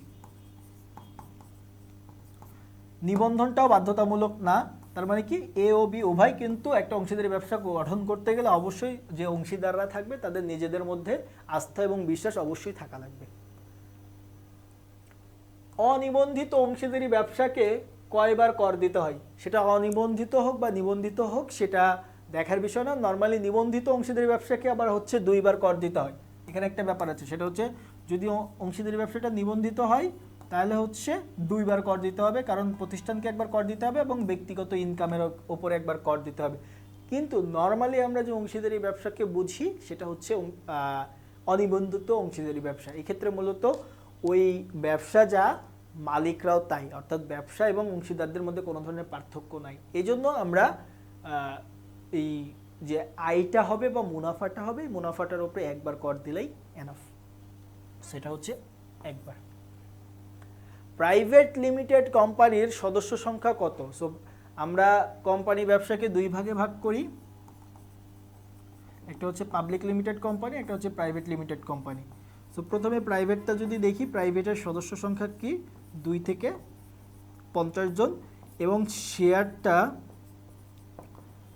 হস্তান্তরযোগ্য নয়। ওই যে আমরা সেকেন্ডারি মার্কেটের কথা বললাম, এই সেকেন্ডারি মার্কেটটা প্রাইভেট লিমিটেড কোম্পানির জন্য নাই, কিন্তু পাবলিক লিমিটেড কোম্পানি অর্থাৎ আমাদের আরেকটা যে ক্লাসিফিকেশন আছে এইটার জন্য শেয়ারটা হস্তান্তরযোগ্য, অর্থাৎ এর শেয়ারটা আমরা খুব সহজেই সেকেন্ডারি মার্কেটে বিক্রি করে আমরা ব্যবসা থেকে চলে আসতে পারবো। সো এখন এটার সদস্য হচ্ছে 7 থেকে শুরু হবে এবং সর্বোচ্চটা শেয়ার সংখ্যা দ্বারা সীমাবদ্ধ, এবং যত পরিমাণ শেয়ার থাকবে সেটার উপর ডিপেন্ড করবে আমাদের পাবলিক লিমিটেড কোম্পানিটা। ওকে, সো তাহলে যেহেতু প্রাইভেট লিমিটেড কোম্পানির সর্বোচ্চ সদস্য সংখ্যা বলছে সেটা হচ্ছে 50 জন, যদি বলতো সর্বনিম্ন তাহলে 2 জন।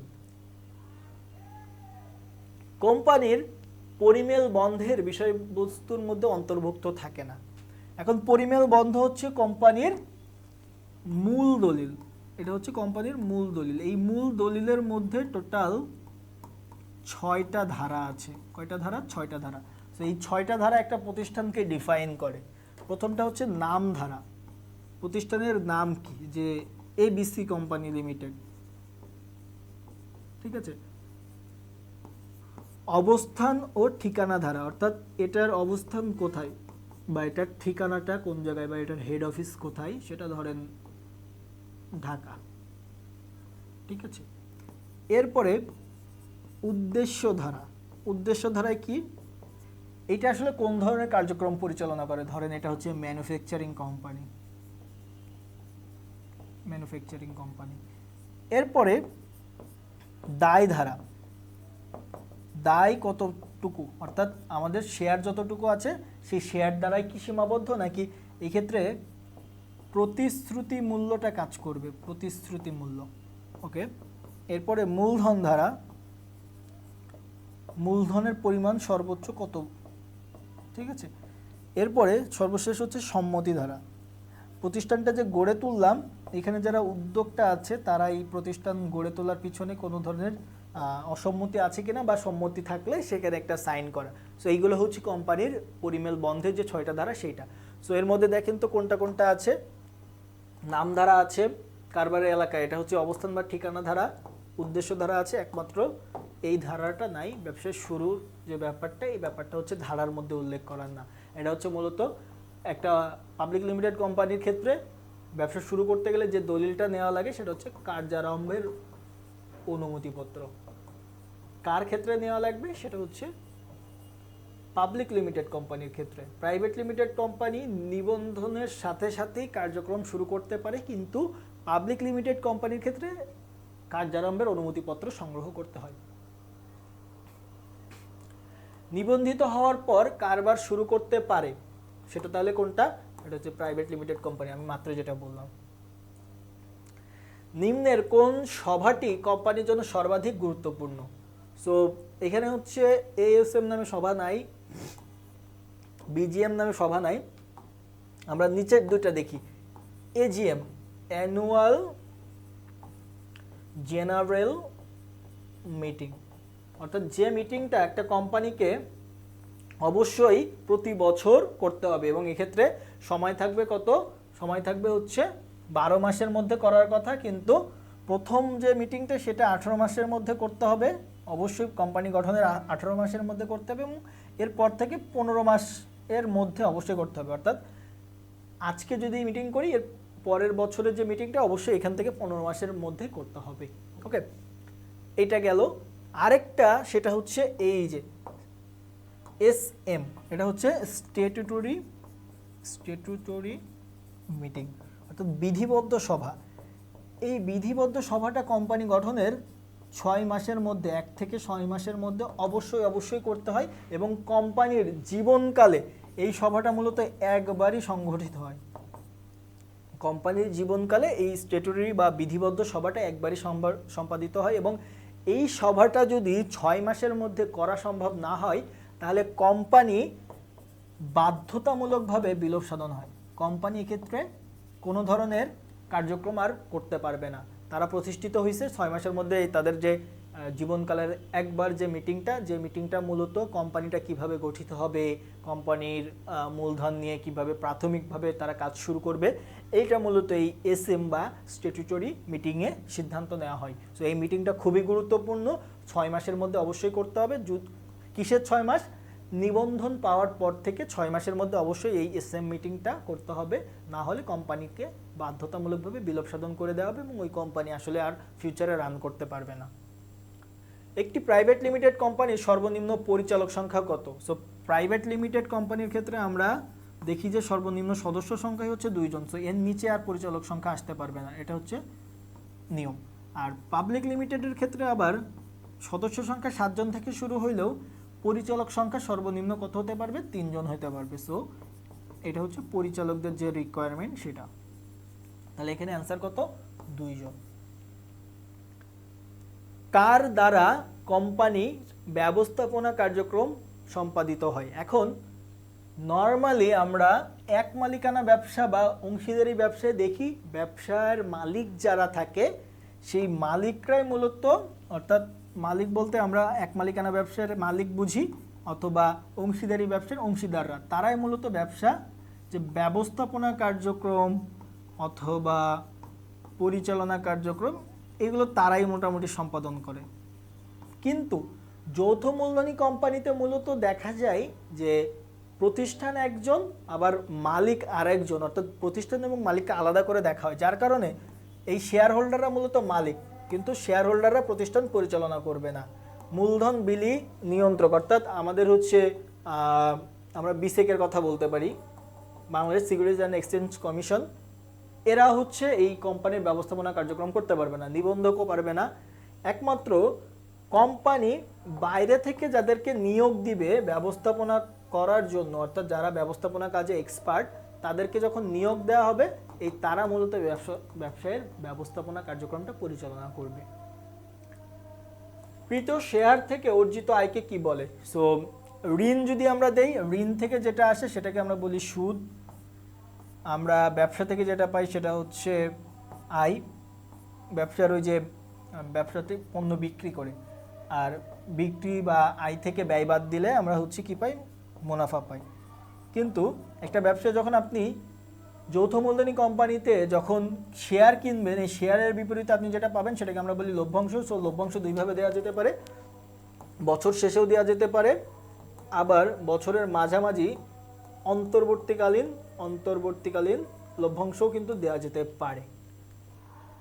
ওকে, বাংলাদেশ পল্লী উন্নয়ন academy, Bangladesh academy for rural development, এর প্রতিষ্ঠা করেন কে? এর প্রতিষ্ঠাতা হচ্ছে আক্তার হামিদ। নিম্নের কোন উক্তিটি সঠিক নয়?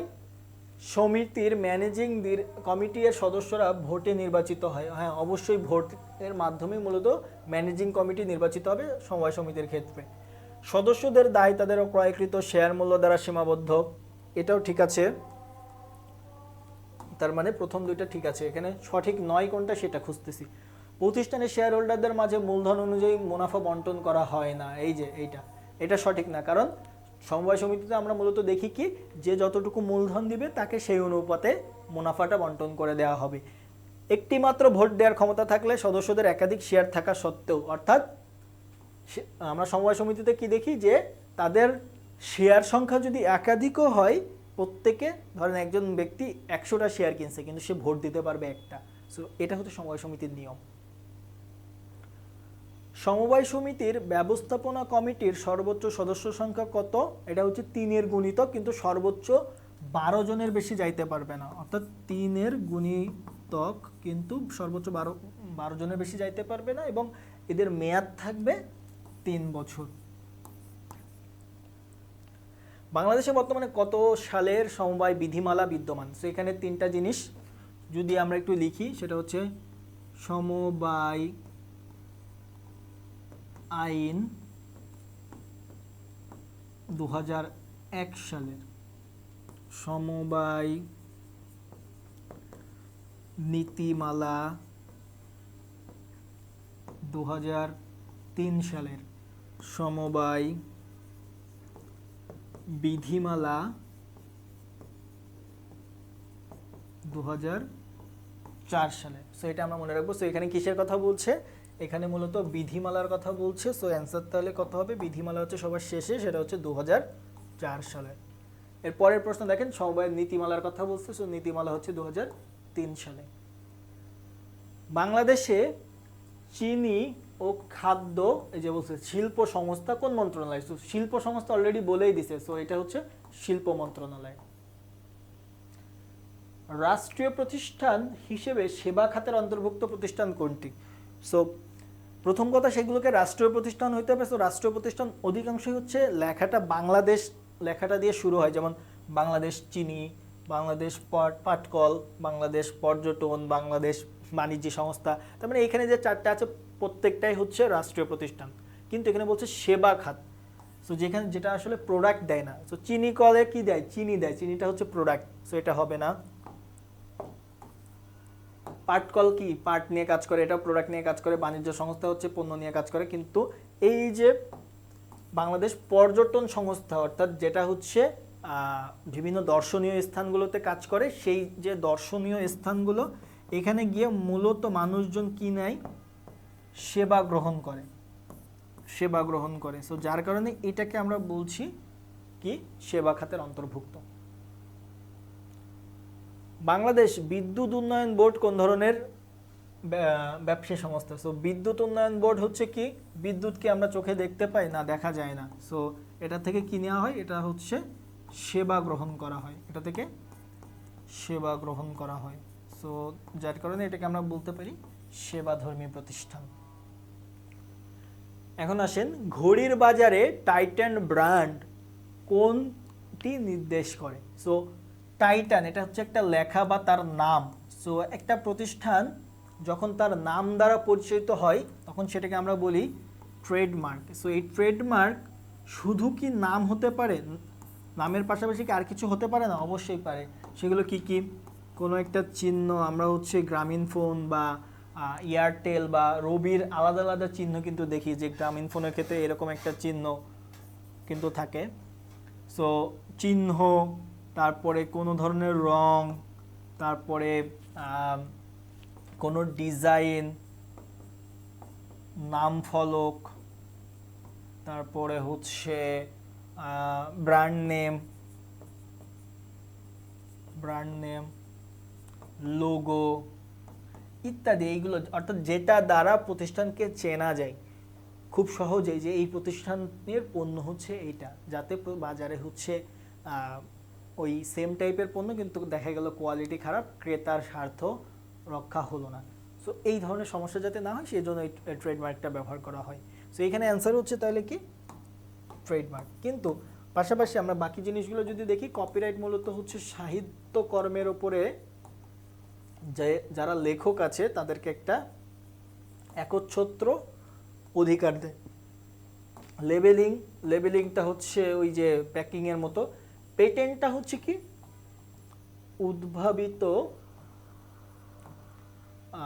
যন্ত্র বা কোনো ধরনের আবিষ্কার, আমরা এক কথায় যদি বলি কোনো ধরনের আবিষ্কারের ওপরে মূলত পেটেন্ট দেওয়া হয়, যে এই আবিষ্কার যেহেতু তিনি করছে, এখান থেকে কোনো ধরনের বেনিফিট যদি হয়, বেনিফিটটা কে পাবে, ওই সেই ব্যক্তি পাবে।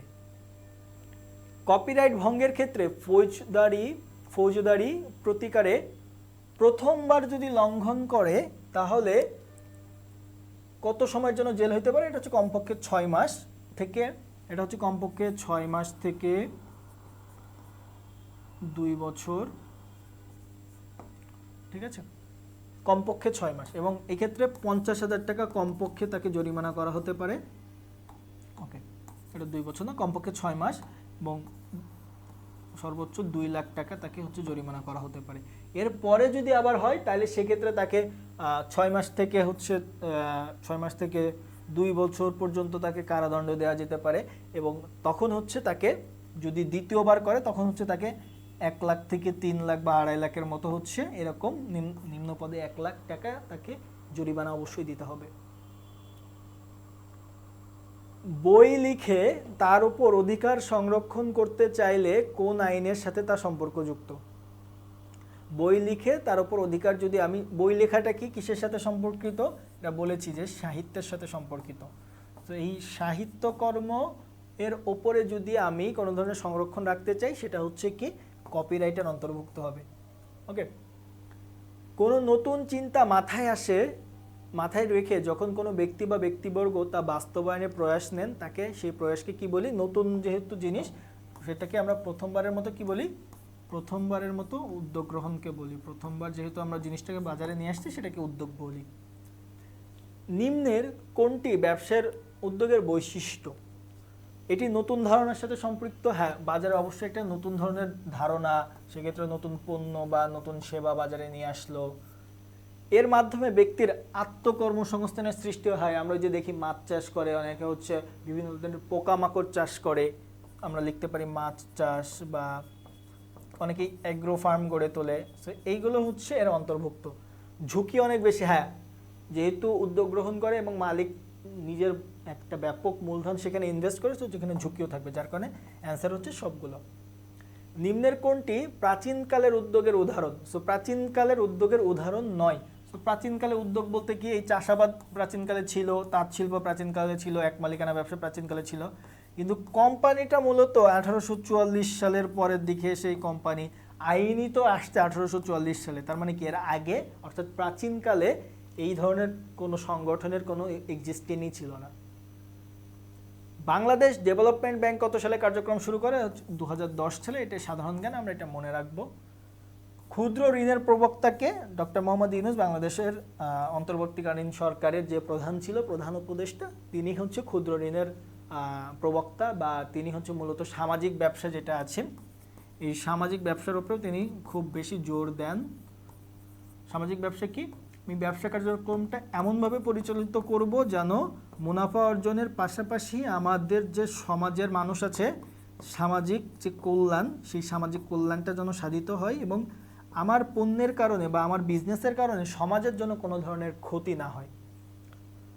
বিজিএমইএ কোন শিল্পের স্বার্থ সংরক্ষণের প্রতিষ্ঠান? সেটা হচ্ছে তৈরি পোশাক। এটা মূলত ওই যে আমরা দেখছি রিসেন্টলি হচ্ছে একজন শীতের যে পোশাক বিক্রেতা, তাকে হচ্ছে বাংলাদেশ ব্যাংকের গভর্নর করা হয়েছে।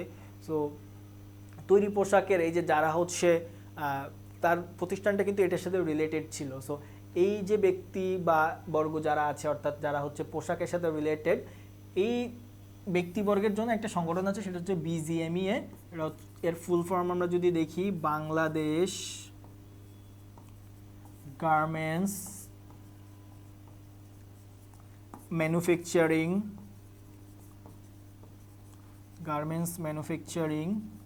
And exporters association. অর্থাৎ যারা গার্মেন্টসের যে সামগ্রী উৎপাদন করে এবং রপ্তানি করে, তাদের উন্নয়ন সংরক্ষণে বা তাদের হচ্ছে স্বার্থ সংরক্ষণে যে প্রতিষ্ঠানটা কাজ করে, সেটা হচ্ছে বিজিএমইএ। সো এরা মূলত কি করে? তৈরি পোশাক নিয়েই কাজ করে। প্রথম 50টা আমরা দেখলাম। আমরা হচ্ছে 2 থেকে 3 মিনিটের একটা বিরতি নিচ্ছি, আমরা এরপরে বাকি 50টা এমসিকিউ দেখব।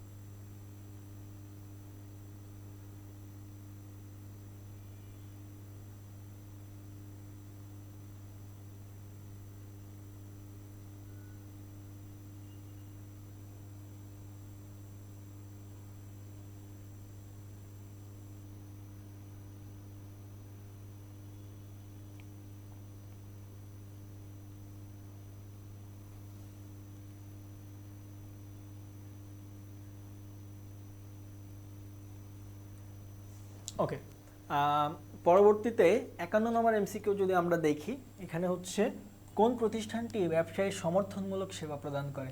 সমর্থনমূলক সেবা কি? ব্যবসাটা আমরা তিন ধরনের সেবার কথা এখানে দেখি। প্রথমে তো হচ্ছে উদ্দীপনামূলক সেবা।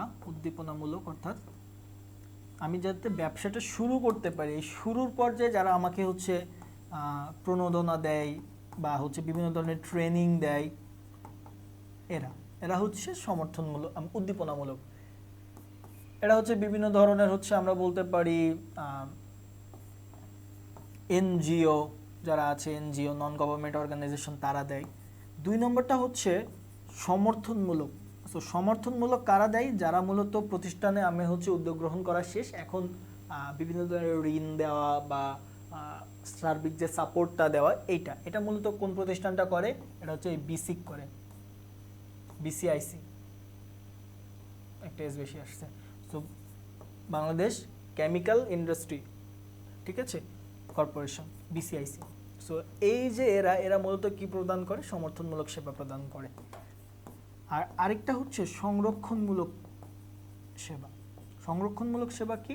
যেমন হচ্ছে বিভিন্ন ধরনের NBR, national board of revenue, এই এনবিআর যারা আছে, এই এনবিআর মূলত কি করে? এই ক্ষেত্রে একটা ট্যাক্স বেনিফিট দেয়। কি দেয়? ট্যাক্স বেনিফিট, যে ট্যাক্স কমাই দিল, কিছু প্রতিষ্ঠানের জন্য ট্যাক্স কমাই দিল যাতে ওই প্রতিষ্ঠানটা আরও বেশি গ্রো করতে পারে। সো এটা হচ্ছে সংরক্ষণমূলক সেবা, যে ব্যবসা প্রতিষ্ঠানটা অলরেডি গড়ে উঠেছে, এখন যাতে সুন্দর মতো ফিউচারে রান করে। ওকে, এরপরে আসছে এটিএম এর পূর্ণরূপ কি? এটিএম এর পূর্ণরূপ হচ্ছে অটোমেটেড টেলার মেশিন। অটোমেটিক না কিন্তু, অটোমেটেড টেলার মেশিন মূলত টাকা উত্তোলন এবং জমা দেওয়ার জন্য এই মেশিনটা ব্যবহার করা হয়, এবং আদার্স যে কাজগুলো অর্থাৎ ব্যালেন্স দেখা। কিন্তু এখানে আরেকটা ব্যাপার একটু জেনে রাখি, সেটা হচ্ছে যদি কোনো এটিএমে যদি সিএসআর লেখা থাকে, সিএসআর, তাহলে সেখানে আপনি টাকা জমা দিতে পারবেন। কিন্তু যদি সিএসআর না লেখা থাকে তাহলে শুধু টাকা উত্তোলন করতে পারবেন। অর্থাৎ যে ধরনের মেশিনগুলোতে দেখি আমরা নর্মালি টাকাটা হচ্ছে একটা, এই যে সামনে একটা জায়গা থাকে, এই জায়গার মধ্য থেকে আমাদেরকে টাকা তুলতে হয়, অর্থাৎ একটা বড় একটা জায়গা থাকে, ওইটাতে মূলত আমরা আবার টাকা জমাও দিতে পারি। সো ওইটা সিএসআর যেগুলোতে থাকে ওইগুলোতে মূলত এই সিস্টেম থাকে, আর যেগুলোতে সিএসআর থাকে না সেগুলোতে আমরা নর্মালি দেখি যে হচ্ছে শুধু টাকাটা তুলতে পারতেছি। ই রিটেইলিং বলতে কি বোঝায়? ই রিটেইলিং মানে হচ্ছে ইলেকট্রনিক রিটেইলিং। ইলেকট্রনিক অর্থাৎ ইলেকট্রনিক মাধ্যম ব্যবহার করে যদি আমরা রিটেল কার্যক্রম সম্পন্ন করি। সো আইসিটি নির্ভর যোগাযোগ ব্যবস্থা গড়ে তোলা, ডেবিট কার্ডের মাধ্যমে বিক্রয়, ইন্টারনেটের মাধ্যমে খুচরা বিক্রয়। রিটেইল মানে হচ্ছে খুচরা। সো খুচরা ব্যবসায়ী যারা আছে তারা যদি ইন্টারনেট ব্যবহার করে কোনো ওয়েবসাইটের মাধ্যমে যদি পণ্য বিক্রি করে, সেটাকে আমরা বলবো খুচরা ব্যবসায়ী যারা আছে বা খুচরা বিক্রেতা যারা আছে তারা। পরিবেশ সুরক্ষায় সবচেয়ে গুরুত্বপূর্ণ আইন কোনটি? সো পরিবেশ সুরক্ষা, তাহলে অবশ্যই পরিবেশ সংরক্ষণ আইন 1995। এই আইনটা আমরা সবসময় মনে রাখবো, এই আইনটা বিভিন্ন পরীক্ষায় আসে। সো এই এমসিকিউটা হচ্ছে ভেরি ভেরি ইম্পর্টেন্ট। সো পরীক্ষার প্রশ্নে আসতে পারে পরিবেশ সংরক্ষণ আইন কত সালের? 1995 সালের। পরের এমসিকিউ, সরবরাহকারীদের যথাসময়ে মূল্য প্রদান করা নিম্নের কোনটির সাথে সম্পর্কিত? সো আমার যারা সরবরাহকারী তারা কারা? আমাকে কাঁচামাল সরবরাহ করে। আর আরেকটা ব্যাপার আছে, সেটা হচ্ছে মধ্যস্থ ব্যবসায়ী। এদের কাজ কি? এরা মূলত আমার পণ্যটা ভোক্তা বা ক্রেতার কাছে পৌঁছে দেয়। সো সরবরাহকারীর কাজ কি? কাঁচামাল সংগ্রহ করা, আমাকে সরবরাহ করা, এবং হচ্ছে মধ্যস্থ ব্যবসায়ীর কাজ কি? আমার পণ্যটা ক্রেতা বা ভোক্তাদের কাছে পৌঁছে দেওয়া। সো এখন এই সরবরাহকারীদেরকে সঠিক সময়ে মূল্য প্রদান, অর্থাৎ আমি নর্মাল টাইমে সবসময় কি দেখা যায় যে বাকিতেই পণ্য ক্রয় করি সরবরাহকারীদের কাছ থেকে। তো তাদেরকে যদি আমরা যথাসময়ে পণ্যের মূল্যটা দিই, তাহলে কী হবে? তাদের প্রতি যে সামাজিক দায়বদ্ধতা, সেই দায়বদ্ধতা অর্জন করা সম্ভব হবে। বাংলাদেশে প্রচলিত বিকাশ ব্যাংকিং কোন ব্যাংকের সৃষ্টি? সেটা হচ্ছে ব্র্যাক ব্যাংক। ব্র্যাক ব্যাংকের মোবাইল ব্যাংকিং এটাকে আমরা বলতে পারি, সেটা হচ্ছে বিকাশ। এটা এক ধরনের কি? মোবাইল ব্যাংকিং, অর্থাৎ মোবাইলের মাধ্যমে ব্যাংকিং কার্যক্রম পরিচালনা করা, মোবাইল ব্যাংকিং।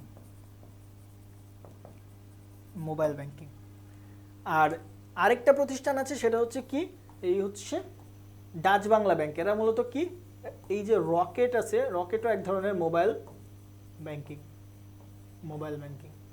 এই রকেটের মূলত প্রতিষ্ঠাতা বা রকেটের সেবা প্রদানকারী কোন ব্যাংক সৃষ্টি করে, সেটা হচ্ছে যে ডাচ বাংলা ব্যাংক। ওকে, নিচের কোনটি অনলাইন সার্চ ইঞ্জিন কোম্পানি, এটা আমরা খুব বেশি ইউজ করি, সেটা হচ্ছে গুগল। এই গুগলটাই হচ্ছে একমাত্র সার্চ ইঞ্জিন, বাকিটা হচ্ছে মাইক্রোসফটের, এই যে অ্যাপেল, আইবিএম, এগুলো হচ্ছে বিভিন্ন প্রোগ্রামে বা অন্যান্য যে ব্যাপারগুলো আছে সেগুলোর ক্ষেত্রে আমরা ব্যবহার করি।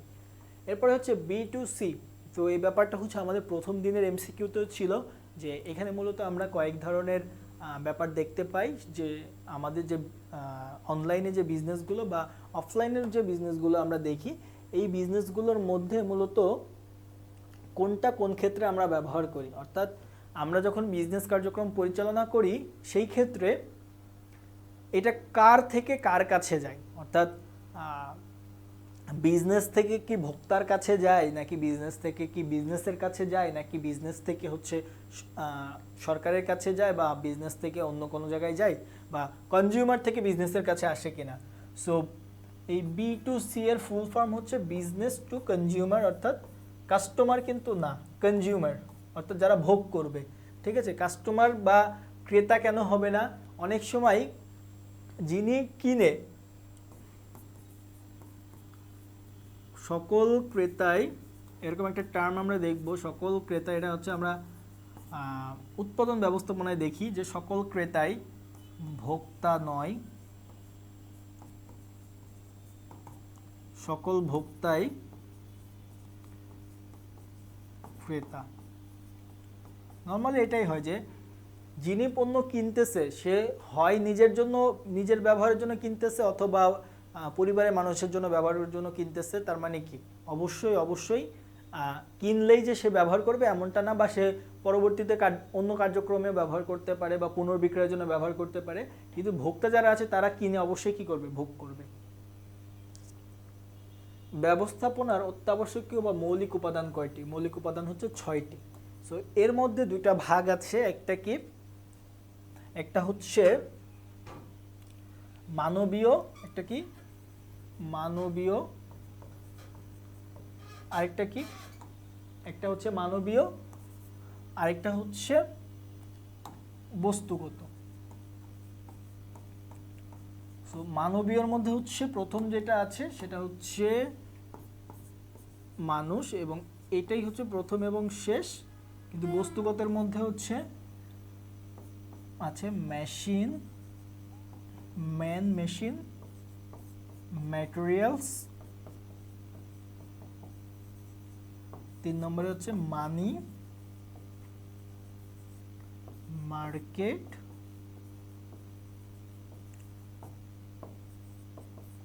মেথড। অর্থাৎ এই যে মানুষকে আমরা কি বলি, ম্যান বা মেন বলতে পারি। সো এটা হচ্ছে আমাদের টোটাল 6টা উপাদান। একটা ব্যবস্থাপনা কার্যক্রম পরিচালনা করতে গেলে অবশ্যই আমার প্রতিষ্ঠানে মানুষ লাগবে। মানুষের পরে হচ্ছে আমাদের এই যে 5টা বস্তুগত উপাদান আছে, মেশিন, ম্যাটেরিয়ালস, মানি, মার্কেট, মেথড, এই 5টা উপাদানও লাগবে। সো তাহলে সব মিলে কয়টা হলো, 6টা। এই 6টাকে আমরা একটি খুব সুন্দর তালে মনে রাখবো, ম্যান, মেশিন, ম্যাটেরিয়ালস, মানি, মার্কেট, মেথড। হেনরি ফেল শিল্পের কার্যাবলীকে কয় ভাগে ভাগ করছে? 6 ভাগে। সো এটা একটু জাস্ট মনে রাখবো, কিন্তু মূলত তিনি যে নীতিমালাগুলো দিছে ব্যবসা কার্যক্রম পরিচালনার জন্য, এই নীতিমালা টোটাল হচ্ছে 14টা। সবার আগে হচ্ছে কার্য বিভাজনের নীতি, দায়িত্ব, ক্ষমতা, সমতাকরণের নীতি, কেন্দ্রীকরণ বিকেন্দ্রীকরণের নীতি, আদেশের ঐক্য নীতি, নির্দেশনার ঐক্য নীতি, সাধারণ স্বার্থে ব্যক্তি স্বার্থ ত্যাগের নীতি, জোড়াময় শিকলের নীতি, তারপরে হচ্ছে একতায় বল নীতি, পারিশ্রমিকের নীতি, উদ্যোগ গ্রহণের নীতি, এরকম টোটাল 14টা নীতি তিনি দিয়েছে। ওকে, ব্যবস্থাপনার মূল কার্যাবলী। এখন ব্যবস্থাপনা বলতে আমরা আসলে কি বুঝি এটা আগে বুঝতে হবে। সো ব্যবস্থাপনা কি, প্রতিষ্ঠানের যে উপকরণাদি আছে, উপকরণাদি ব্যবহার করে ব্যবহার করে প্রাতিষ্ঠানিক যে লক্ষ্য আছে, প্রাতিষ্ঠানিক লক্ষ্য অর্জন করাই হচ্ছে মূলত ব্যবস্থাপনার কাজ। উপকরণাদি ব্যবহার করে মূলত আমরা এই কাজটা করি। কি কি কাজ করি, সেই কি কি কাজ হচ্ছে ব্যবস্থাপনার কার্যাবলী। প্রথমে কি করি? পরিকল্পনা করি। কি কি করব ফিউচারে? সংগঠন, প্রতিষ্ঠানের মধ্যে যারা থাকবে তাদেরকে একত্রিত করে একটা সংগঠন কাঠামোর রূপ দেওয়া, কর্মী সংস্থান করা, যে কাঠামোর যে রূপটা দিলাম এখানে যে মানুষগুলো দরকার হবে কিভাবে আমরা সেই মানুষগুলোকে নিয়ে আসবো প্রতিষ্ঠানে, কিভাবে সিলেক্ট করব, কিভাবে ধরে রাখবো, কিভাবে তাদেরকে প্রশিক্ষিত করব। তারপরে নেতৃত্ব দিব। নেতৃত্বের মধ্যে আবার কয়েকটা পার্ট আছে, সেটা হচ্ছে কি? নির্দেশনা, প্রেরণা, সমন্বয় এবং সর্বশেষ কার্যক্রম যেগুলো করলাম এগুলো সঠিক মতো হয়েছে কিনা, কোনো ধরনের ভুল আছে কিনা, সংশোধনমূলক কার্যক্রম নেওয়া লাগবে কিনা, এটা নিয়ন্ত্রণ দ্বারা পরিচালিত। অর্থাৎ ব্যবস্থাপনার ক্ষেত্রে কিন্তু এই মোটা দাগে এই 5টা কাজই আমরা করি। সো এর মধ্যে কি আছে? যে নির্দেশনা, সমন্বয় সাধন এটা হবে, প্রেরণা নিয়ন্ত্রণ এটা হবে, পরিকল্পনা সংগঠন এটাও হবে। তার মানে এখানে যতগুলো কথা লেখা আছে সবগুলোই হচ্ছে ব্যবস্থাপনার মূল কার্যাবলী। ওকে, নিয়ন্ত্রণের ভিত্তি কি? তো নিয়ন্ত্রণ কি করি আমরা? এখানে নিয়ন্ত্রণের 2টা কাজ করি। এটা হচ্ছে আমাদের কোনো ধরনের সমস্যা, আমরা যে পরিকল্পনা করছি সেই পরিকল্পনার সাথে কোনো ধরনের সমস্যা সৃষ্টি হয়েছে কিনা বা কোনো বিচ্যুতি হয়েছে কিনা, এবং বিচ্যুতি যদি হয় সংশোধনমূলক ব্যবস্থা নেওয়া। সংশোধনমূলক ব্যবস্থা। তো এখন এটা কিসের ওপর বেস করে নিয়ে আমরা প্রথমে মূলত একটা আদর্শ নির্ধারণ করি। কি করি? আদর্শ মান নির্ধারণ করি। এইটা মূলত কিসের উপর ডিপেন্ড করে? এটা হচ্ছে পরিকল্পনার উপর ডিপেন্ড করে। এবং আমরা আসলে যে ব্যাপারটা পাই, অর্থাৎ বাস্তবে যে ব্যাপারগুলো ঘটছে সেইটা, এই 2টার মধ্যে যে পার্থক্য সেটাকে আমরা বলি কি? বিচ্যুতি। ওকে, তো তাহলে নিয়ন্ত্রণের ভিত্তি কি? নিয়ন্ত্রণের ভিত্তি হচ্ছে পরিকল্পনা।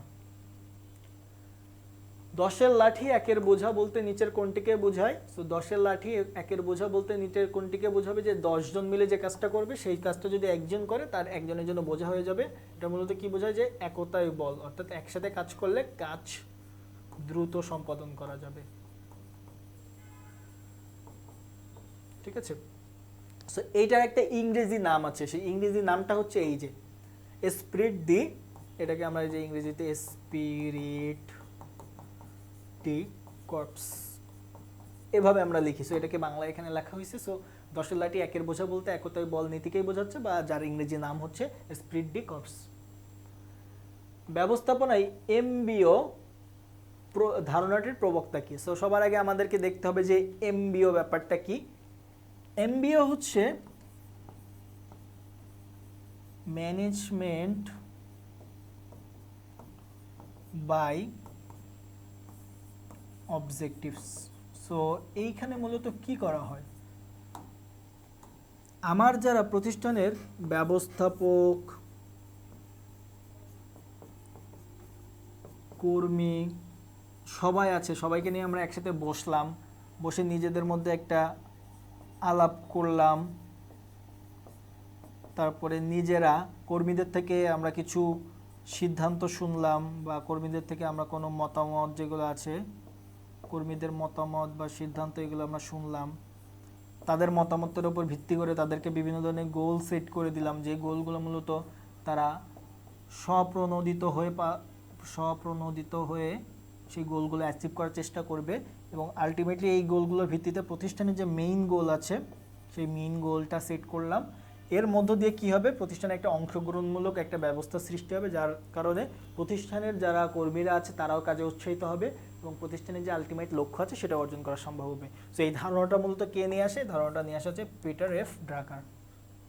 কমিটির সমর্থক হচ্ছে, কমিটি যেহেতু নর্মাল একটা অল্প সময়ের জন্য বা কোনো একটা নির্দিষ্ট কাজের জন্য, সো এটা বোর্ড হইতে পারে, কমিশন হইতে পারে, টাস্ক ফোর্স হইতে পারে। কিন্তু ইউনিটি বলতে আসলে ওই যে একতাকে বোঝায়। সো এটা হচ্ছে কমিটির সমর্থক না। ওকে ওকে পরের প্রশ্ন বলছে নিচের কোন ধরনের সংগঠন কাঠামো অতিমাত্রায় ব্যক্তি কেন্দ্রিক। অতিমাত্রায় অর্থাৎ একজন ব্যক্তি যে সিদ্ধান্ত নিবে সেই সিদ্ধান্তটি ফাইনাল হবে। সো আমরা একটু এই কাঠামোটা একটু যদি দেখি, জোড়াময় শিকল সিস্টেমেও যে কাঠামোটা আমরা দেখি নর্মালি, দেখেন তো এখানে এই যে ব্যক্তি আছে বস, এই বস একজন ব্যক্তি, এই ব্যক্তি যে সিদ্ধান্ত নিবে তার সিদ্ধান্ত দেখেন এই নিচের পর্যায়ে যারা আছে সকলেই মেনে নিচ্ছে। এই ধরনের কাঠামোকে আমরা কি বলি? এই ধরনের একটা কাঠামোকে আমরা বলি সরলৈখিক সংগঠন, যেখানে মূলত ক্ষমতার যে রেখাটা দেখেন উপর থেকে নিচে, সবচেয়ে ক্ষমতাধর, তারপরে ক্ষমতাধর, তারপরে এরা হচ্ছে সবচেয়ে নিম্ন ক্ষমতাধর, এভাবে ক্ষমতার যে চেইনটা সেটা নিচের দিকে নেমে আসে। সো এই ব্যক্তি যদি যে সিদ্ধান্ত দিবে এরা সেটা মেনে চলতে বাধ্য। কিন্তু পদস্থ কর্মীতে কি দেখা যায়? পদস্থ কর্মীতে হচ্ছে একজন পদস্থ কর্মী বা উপদেষ্টা থাকে, তাকে হচ্ছে কিছু পরামর্শ দেয়, যার কারণে হচ্ছে এই এককভাবে যে প্রভাব বিস্তার সেটা থাকে না। কার্যভিত্তিকে তো মোটেও থাকে না, কারণ কার্যভিত্তিকে যার কাজ, প্রতিষ্ঠানে বিভিন্ন কাজ আছে, সেই কাজ অনুযায়ী প্রতিষ্ঠানের যারা ব্যবস্থাপক আছে তাদেরকে ভাগ করে দেওয়া হয়, বা কমিটিগুলোকে সংগঠনকে আলাদা আলাদা করে ভাগ করে দেওয়া হয়। সো দেখেন একজন ব্যক্তির যে সিদ্ধান্ত এখানে পুরোপুরি কাজ করবে না, যেটা হচ্ছে এখানে কাজ করতো। এখানে অনেকগুলো ব্যক্তি যাকে যে দায়িত্ব দেওয়া হয়েছে সে সেই দায়িত্ব ভালো মতো পালন করছে কিনা। কমিটিতেও অনেকজন মানুষ একসাথে সম্পৃক্ত থাকে, যার কারণে আমরা এটাকে বলবো যে এখানে একজন ব্যক্তির সিদ্ধান্ত কাজে আসে না। ওকে, এরপরে প্রশ্ন, যখন উপদেষ্টা কোনো সংগঠনের সঙ্গে যুক্ত করা হয় তখন ওই সংগঠনকে কি বলে? সো নর্মালি সরলৈখিক যে সংগঠন আছে আমরা এর আগে দেখলাম, এই সরলৈখিক সংগঠনে যদি এখানে যে আমাদের ব্যবস্থাপক থাকবে তাকে পরামর্শ দেওয়ার জন্য যদি নতুন করে কোনো উপদেষ্টা আসে, তাহলে সরলৈখিকের যে থিমটা সেটা তো থাকবেই, পাশাপাশি নতুন একজন ব্যক্তি অ্যাড হবে, সেটাকে বলবো উপদেষ্টা। সো একসাথে সেটাকে আমরা বলবো সরলৈখিক ও উপদেষ্টা সংগঠন। তাহলে সংগঠন কি? নীতি না, ব্যবস্থাপনা না, যান্ত্রিক পদ্ধতি না, সম্পর্কের কাঠামো, বা সংগঠনকে আমরা একটা কি বলতে পারি? সম্পর্কের কাঠামো। অর্থাৎ এখানে যারা ব্যক্তি বা কর্মীরা থাকবে তাদের নিজেদের মধ্যে একটা সম্পর্ক, যে বস্তু থাকবে, যে মেশিনগুলো থাকবে তারা একটা আরেকটার সাথে কীভাবে সম্পর্কিত, কোন ব্যক্তির সাথে কোন মেশিন সম্পর্কিত, অর্থাৎ কোন ব্যক্তি কোন মেশিন নিয়ে কাজ করবে এই ব্যাপারটা, কার অধীনে কে থাকবে, অর্থাৎ কার অধস্তন কে থাকবে, কার ঊর্ধ্বতন কে থাকবে, কে কার কাছে রিপোর্ট করবে, কার কাছে জবাবদিহি করবে, এই ব্যাপারগুলো মূলত এই সংগঠনের দ্বারা আমরা বুঝতে পারি। ওকে, ভবিষ্যতে কোনো কাজ কিভাবে সম্পন্ন করা হবে সে সম্পর্কে অগ্রিম চিন্তা ভাবনাকে আমরা কি বলি? ভবিষ্যতে আমরা কি করব সেটার জন্য আগে থেকেই যদি আমরা চিন্তা ভাবনা গ্রহণ করি সেটাকে আমরা বলি পরিকল্পনা। এবং পরিকল্পনার সাথে আরেকটা ব্যাপার জড়িত, সেটা হচ্ছে লক্ষ্য। অনেক সময় আমরা পরিকল্পনা এবং লক্ষ্যকে এক করে ফেলি, কিন্তু না, লক্ষ্য কি? পরিকল্পনার অভিপ্রেত ফল। পরিকল্পনার অভিপ্রেত ফলকে কি বলে? লক্ষ্য বলে। সো এই ব্যাপারটা আমরা একটু মনে রাখবো যে লক্ষ্য কাকে বলে? লক্ষ্য হচ্ছে পরিকল্পনার অভিপ্রেত ফল, অর্থাৎ একটা পরিকল্পনা করে আলটিমেটলি আমরা কি অর্জন করতে চাচ্ছি। যেমন হচ্ছে আমরা এক্ষেত্রে বলতে পারি যে হচ্ছে পরিকল্পনা গ্রহণ করলাম এবছর 20% আমাদের বিক্রি বৃদ্ধি করব। সো এই 20% যে বিক্রি বৃদ্ধি হবে, এই 20% বিক্রি বৃদ্ধিটা হচ্ছে আমার সেই লক্ষ্য, এবং এই বিক্রি বৃদ্ধি করার জন্য আমরা যত ধরনের কার্যক্রম হাতে নিব সেটাকে আমরা বলবো হচ্ছে পরিকল্পনা। ওকে ওকে, সংগঠন আমরা পড়েছি, ব্যবস্থাপনা কি পড়েছি, কর্মী সংগ্রহ আমরা এটা অভ্যন্তরীণ উৎস থেকে করতে পারি, আবার বাহ্যিক উৎস থেকেও করতে পারি। কর্মী সংগ্রহ কি? এটা হচ্ছে কর্মী সংস্থানের একটা পার্ট, অর্থাৎ যে প্রক্রিয়ার মধ্য দিয়ে মূলত আমরা আমাদের প্রতিষ্ঠানে বিভিন্ন কর্মপ্রত্যাশী মানুষকে আমন্ত্রণ জানাই, তাদের থেকে আমরা সিলেকশন করে আমরা হচ্ছে তাদেরকে প্রশিক্ষণ দিই এবং আলটিমেটলি প্রতিষ্ঠানের জন্য ধরে রাখি। সো এইটা হচ্ছে কর্মী সংস্থান। সো এই কর্মী সংস্থানের একটা পার্ট হচ্ছে কর্মী সংগ্রহ। ওই যে প্রথমে আমরা কর্মী সংগ্রহের জন্য আমরা হচ্ছে অ্যাপ্লিকেশন যে গ্রহণ করি, সেই অ্যাপ্লিকেশনের ব্যাপারটা হচ্ছে এই কর্মী সংগ্রহ।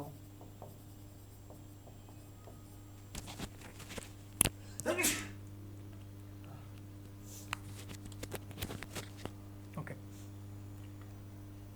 পরের প্রশ্ন, যে পরিকল্পনা পুনঃ ব্যবহৃত না হয়ে শুধুমাত্র একবার ব্যবহারের জন্য একটিমাত্র উদ্দেশ্য সাধনের জন্য প্রণয়ন করা হয় এবং পাশাপাশি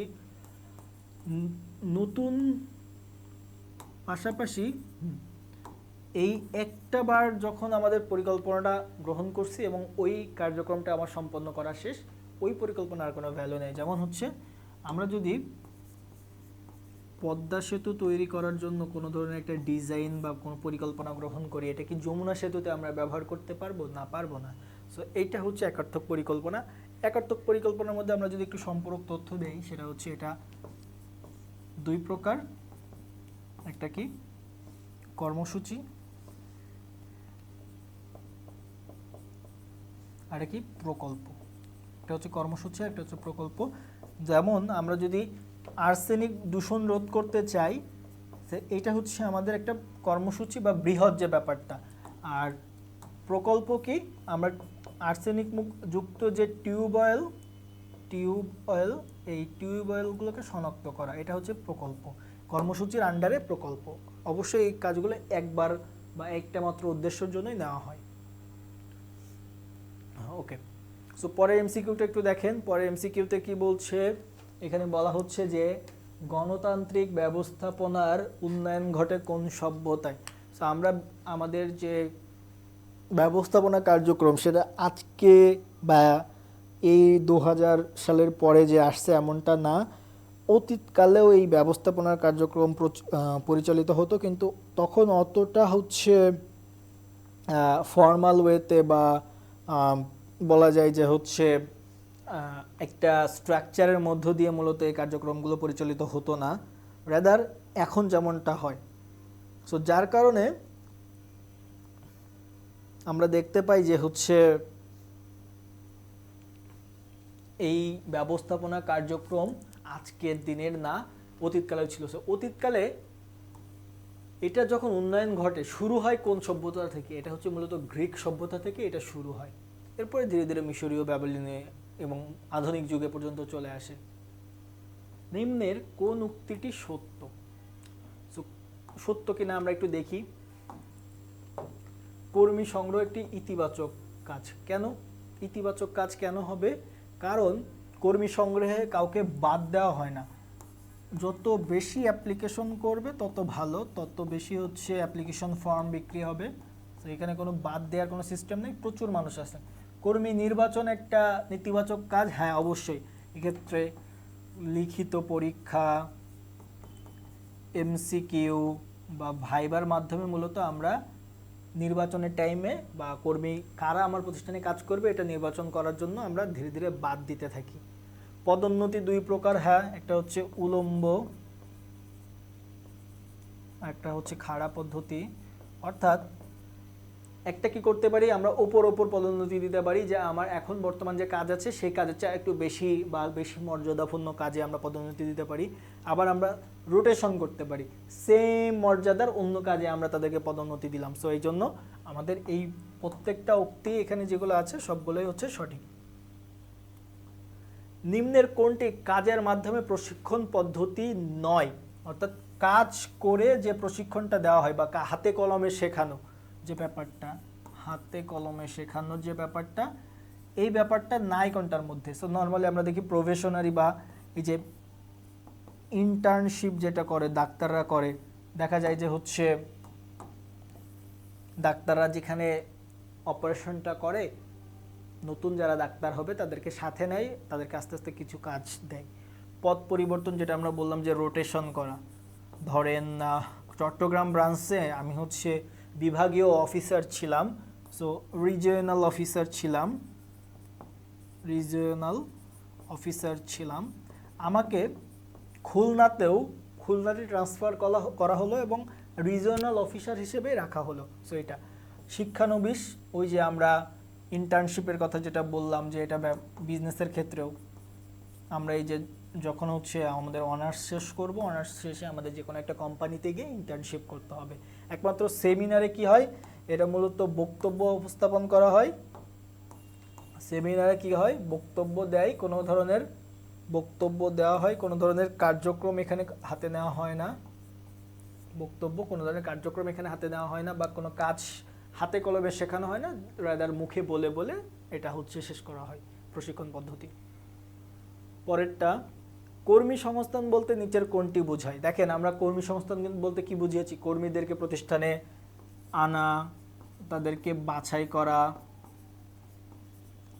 তাদের মান উন্নয়ন করা,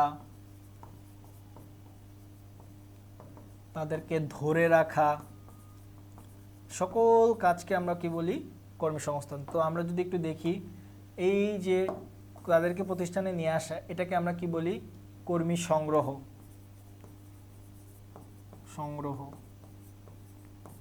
তারপরে এই যে বাছাই করা, বাছাই করার পরে আরেকটা কাজ আছে, সেটা হচ্ছে নিয়োগ। এই নিয়োগের কাজটাকে আমরা বলছি কর্মী নিয়োগ। এরপরে কি প্রশিক্ষণের মাধ্যমে তাদের কি করা হয়, মান উন্নয়ন করা হয়, কিসের মাধ্যমে, প্রশিক্ষণের মাধ্যমে। তাদেরকে হচ্ছে ধরে রাখা হয় কিসের মাধ্যমে, এই যে তাদেরকে বিভিন্ন ধরনের পদোন্নতি দেওয়ার মাধ্যমে, যে তারা কাজ করতেছে ভালো তাদেরকে পদোন্নতি দিলাম। বাছাই করা হয় কিসের মাধ্যমে, নির্বাচনের মাধ্যমে। তো দেখেন এখানে সবগুলো কাজই কিসের অংশ, সবগুলো কাজই হচ্ছে কর্মী সংস্থানের অংশ। সো কর্মী নিয়োগ, প্রশিক্ষণ, পদোন্নতি, বদলি সব কিছু মিলেই হচ্ছে আমাদের কর্মী সংস্থান। ওকে, পরের প্রশ্ন, নিচের কোনটি নির্দেশনার প্রকারভেদ? সো নির্দেশনার প্রকারভেদ বলতে একটা নির্দিষ্ট টপিক আছে, সেই নির্দিষ্ট টপিকের ওপর ভিত্তি করে নির্দেশনা দেওয়া যেতে পারে।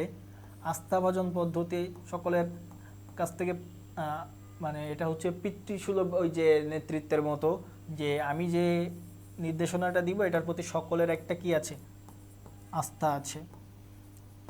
পরামর্শমূলক, সকলের সাথে পরামর্শ করে যে ধরনের নির্দেশনা আমরা দেই, এবং সর্বশেষ যেটা, অর্থাৎ সর্বশেষ অপশান এখানে যেটা হচ্ছে সবকয়টি। তার মানে এই যে তিনটাই আছে, তিনটা পদ্ধতি কিন্তু আমরা নির্দেশনার জন্য ব্যবহার করতে পারি।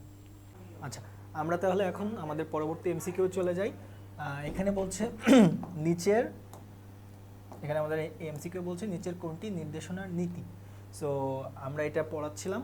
এখানে হচ্ছে উদ্দেশ্য ভিত্তিক নির্দেশনা, একক নির্দেশনা, প্রত্যক্ষ যোগাযোগ ও তদারকি। অর্থাৎ আমরা দেখছি যে আমাদের যে নির্দেশনা কার্যক্রম, এটা মূলত হচ্ছে কোন নীতিগুলোর উপর ভিত্তি করে এই কাজগুলো হয়।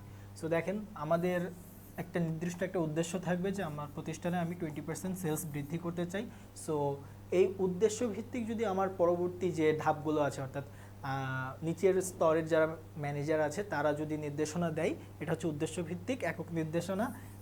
একা একা কাউকে নির্দেশনা দিলে, অথবা প্রত্যক্ষ যোগাযোগ মানে সামনাসামনি কথা বলার মাধ্যমে যদি কোনো নির্দেশনা দেওয়া হয়। সো এই সব ধরনের নীতিই কিন্তু নির্দেশনার ক্ষেত্রে ইউজ করা হয়। সো এই ক্ষেত্রে আমরা অ্যান্সার হিসেবে সবগুলোকেই নিব।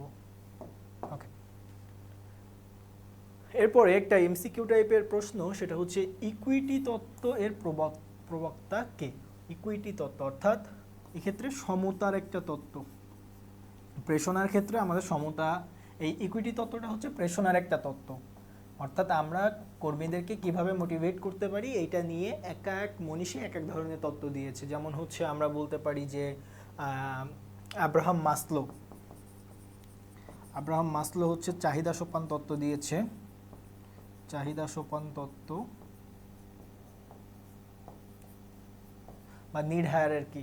ওকে, আচ্ছা, এরপরে হচ্ছে আমাদের ফ্রেডরিক যে হাইজবার্গ,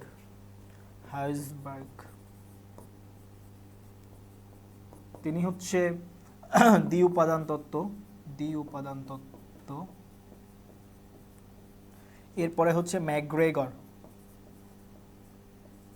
ম্যাকগ্রেগর, তিনি আমাদেরকে হচ্ছে থিওরি এক্স ও ওয়াই, এই দুটা তত্ত্ব দিয়েছে। সো এক একজন এক এক রকম তত্ত্ব দিয়েছে। সো এই ইকুইটি তত্ত্বটা মূলত দিয়েছে হচ্ছে আমাদের এখানে যে অপশনগুলো আছে এর মধ্যে হচ্ছে এই যে স্টেসি অ্যাডামস, এটা আমরা মনে রাখবো। সার্বজনীন বীমা, সো বীমা কি জন্য আমরা ব্যবহার করি, সেটা হচ্ছে ঝুঁকি কমানোর জন্য। সেই যে ঝুঁকি কমানোর কাজটা আমরা বিমার মাধ্যমে করি। সো এই ঝুঁকিটা আব্রাহাম মাসলোর যে চাহিদা সোপান তত্ত্ব অথবা প্রেষণার যে তত্ত্বটা ছিল সেইটার কোন স্তরে। সো আমরা এটার স্তর একটু দেখি। আমরা এটাকে টোটাল 5টা স্তরে ভাগ করতে পারি। সর্বশেষে যেটা সেটা হচ্ছে জৈবিক চাহিদা। এরপরে হচ্ছে নিরাপত্তার চাহিদা,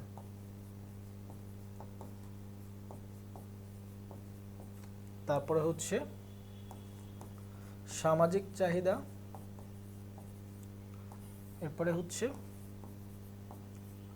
আত্মতৃপ্তির চাহিদা, সর্বশেষ আত্ম উন্নয়ন বা আত্মপরিচিতির চাহিদা যেটা। তো আমরা যদি প্রত্যেকটা একটা করে এক্সাম্পল দেখি, এখানে মূলত হচ্ছে আমাদের জৈবিক চাহিদার মধ্যে কোনটা যাবে, একদম বেসিক নিড আমাদের যেটা, অর্থাৎ অন্ন, বস্ত্র, এইগুলা। নিরাপত্তার চাহিদা হচ্ছে আমরা এই ক্ষেত্রে নিজেদের জীবনকে যাতে একটু ঝুঁকিমুক্ত মনে করতে পারি, যেমন হচ্ছে এই যে বীমা, যেটা হচ্ছে এখানে এক্সাম্পলে আছে। সামাজিক চাহিদা হচ্ছে কি, কর্মক্ষেত্রে বন্ধুত্ব, এটাকে আমরা কর্মক্ষেত্রে বন্ধুত্ব। আত্মতৃপ্তি কি, নিজের মধ্যে একটা তৃপ্তি বা নিজের যে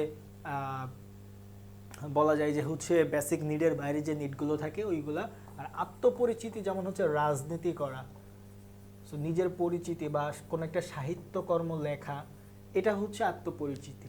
সো এই মোটামুটি 5 ধরনের যে চাহিদা এটা একটা মানুষের মধ্যে থাকতে পারে, কিন্তু আগে বেসিক নিড পূরণ হবে, এরপরে নিরাপত্তার চাহিদা, তারপরে সামাজিক চাহিদা, তারপরে আত্মতৃপ্তি, তারপরে হচ্ছে আত্মপরিচিতি। অর্থাৎ আগে নিচের যে চাহিদাগুলো এগুলো পূরণ হওয়ার পরে তারপরে উপরের চাহিদাগুলো আমরা পূরণ করার চেষ্টা করব। সো এই চাহিদা সোপান তত্ত্ব অনুযায়ী আমাদের এখানে হচ্ছে বীমাটা তাহলে কোন ধরনের, এটা হচ্ছে নিরাপত্তা। ঠিক আছে, ওকে। এবার আসি দ্বি উপাদান তত্ত্বের রক্ষণাবেক্ষণমূলক হলো উপাদান।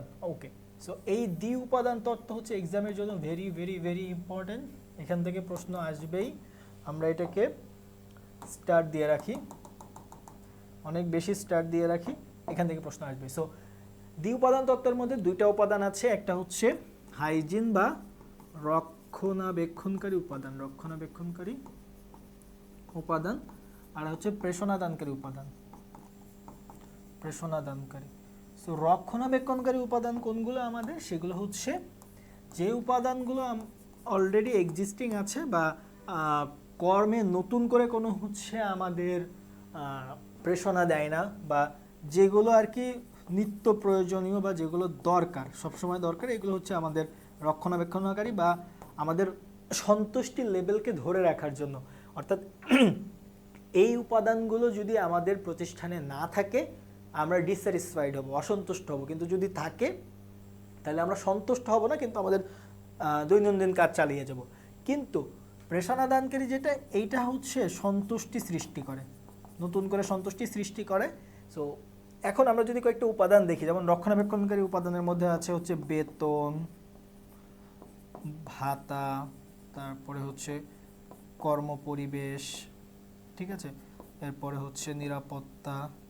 এইগুলো একটা বেসিক নিড, অর্থাৎ কার্যক্রম পরিচালনার জন্য এটা অবশ্যই দরকার। কিন্তু আমরা আরেকটা যে ব্যাপার দেখলাম সেটা হচ্ছে প্রেষণাদানকারী, যেমন কোনো একটা সাফল্য হয়েছে, কারোর সাফল্যটা ঘোষণা করা বা তাকে কোনো একটা স্বীকৃতি দেওয়া, তাকে হচ্ছে কোনো দায়িত্ব দেওয়া, এই ব্যাপারগুলো। ওকে, সো এইগুলো হচ্ছে প্রেষণাদানকারী। সো এর মধ্যে প্রশ্নে আসছে কি, রক্ষণাবেক্ষণকারী উপাদান। সো এই যে সাফল্য হচ্ছে প্রেষণাদানকারী, স্বীকৃতি প্রেষণাদানকারী, পুরস্কারও প্রেষণাদানকারী। মানে অর্থাৎ এই 3টে দ্বারা নতুন করে একটা রিকগনিশন দেয়া হচ্ছে, প্রতিষ্ঠানের কর্মীকে রিকগনিশন দেওয়া হচ্ছে। কিন্তু কর্মপরিবেশ যেটা, এই কর্মপরিবেশটা যদি একটা প্রতিষ্ঠানে না থাকে তাহলে কর্মী খুব সুন্দর মতো তার কাজ যেটা আছে সেটা পরিচালনা করতে পারবে না বা তার কাজ সম্পন্ন করতে পারবে না, যার কারণে এটাকে আমরা বলছি রক্ষণাবেক্ষণকারী উপাদান।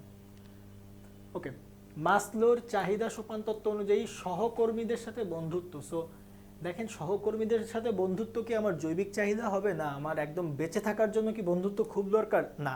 নিরাপত্তার জন্য? না, নিরাপত্তার জন্য বন্ধুত্ব দরকার হয় না। বন্ধুত্ব মূলত একটা সামাজিক বিষয় বা মানুষের সাথে সমাজে চলাফেরা করতে গেলে মানুষের সাথে একটা বন্ধুত্বপূর্ণ বা আত্মীয়তার একটা সম্পর্ক তৈরি হয়। সো এই জন্য আমরা এটাকে কোনটার মধ্যে দিব, এটা হচ্ছে সামাজিক চাহিদা। ঠিক আছে, বেসিক যে আমার দুইটা চাহিদা, ওই দুইটা চাহিদা পার করে এসে তারপর এই চাহিদাটা আমাদের পূরণ করা দরকার। ওকে, প্রেষণার ERG অর্থাৎ এক্সপেকটেশন, রিলেটেডনেস এবং হচ্ছে growth. Expectation, E for expectation, R for relatedness and G for growth।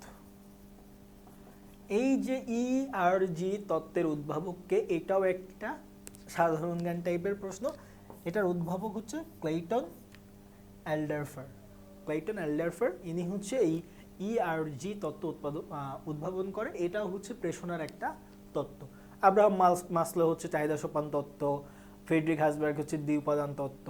ঠিক আছে, কম্পিউটার কোন শিল্পের অন্তর্ভুক্ত? এখন দেখেন কম্পিউটারের সরঞ্জামগুলো আমরা কি কি দেখি, মাউস দেখি, CPU, তারপরে মনিটর, কিবোর্ড। এই যে প্রত্যেকটা জিনিস দেখেন আলাদা আলাদা একটা প্রোডাক্ট হিসেবে কিন্তু চিন্তা করা যায়। প্রত্যেকটা জিনিসকে কি করা যায়, আলাদা আলাদা প্রোডাক্ট বা পণ্য হিসেবে চিন্তা করা যায়। এই আলাদা আলাদা পণ্যগুলোকে যখন আবার একসাথে মিক্স করা হবে সেটাকে আমরা বলবো সংযোজন শিল্প। সো এইখানে কম্পিউটার হচ্ছে সংযোজন শিল্প, কিন্তু এটার সাথে একটা কনফিউজিং ব্যাপার আছে, সেটা হচ্ছে যৌগিক শিল্প।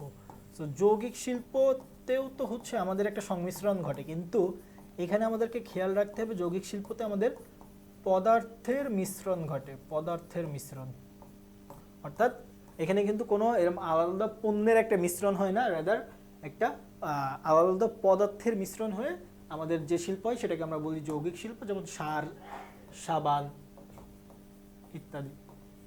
ঠিক আছে, বাকিগুলো আমরা জানি। প্রজনন শিল্প হচ্ছে নির্বাচিত উদ্ভিদের বংশবিস্তার করা।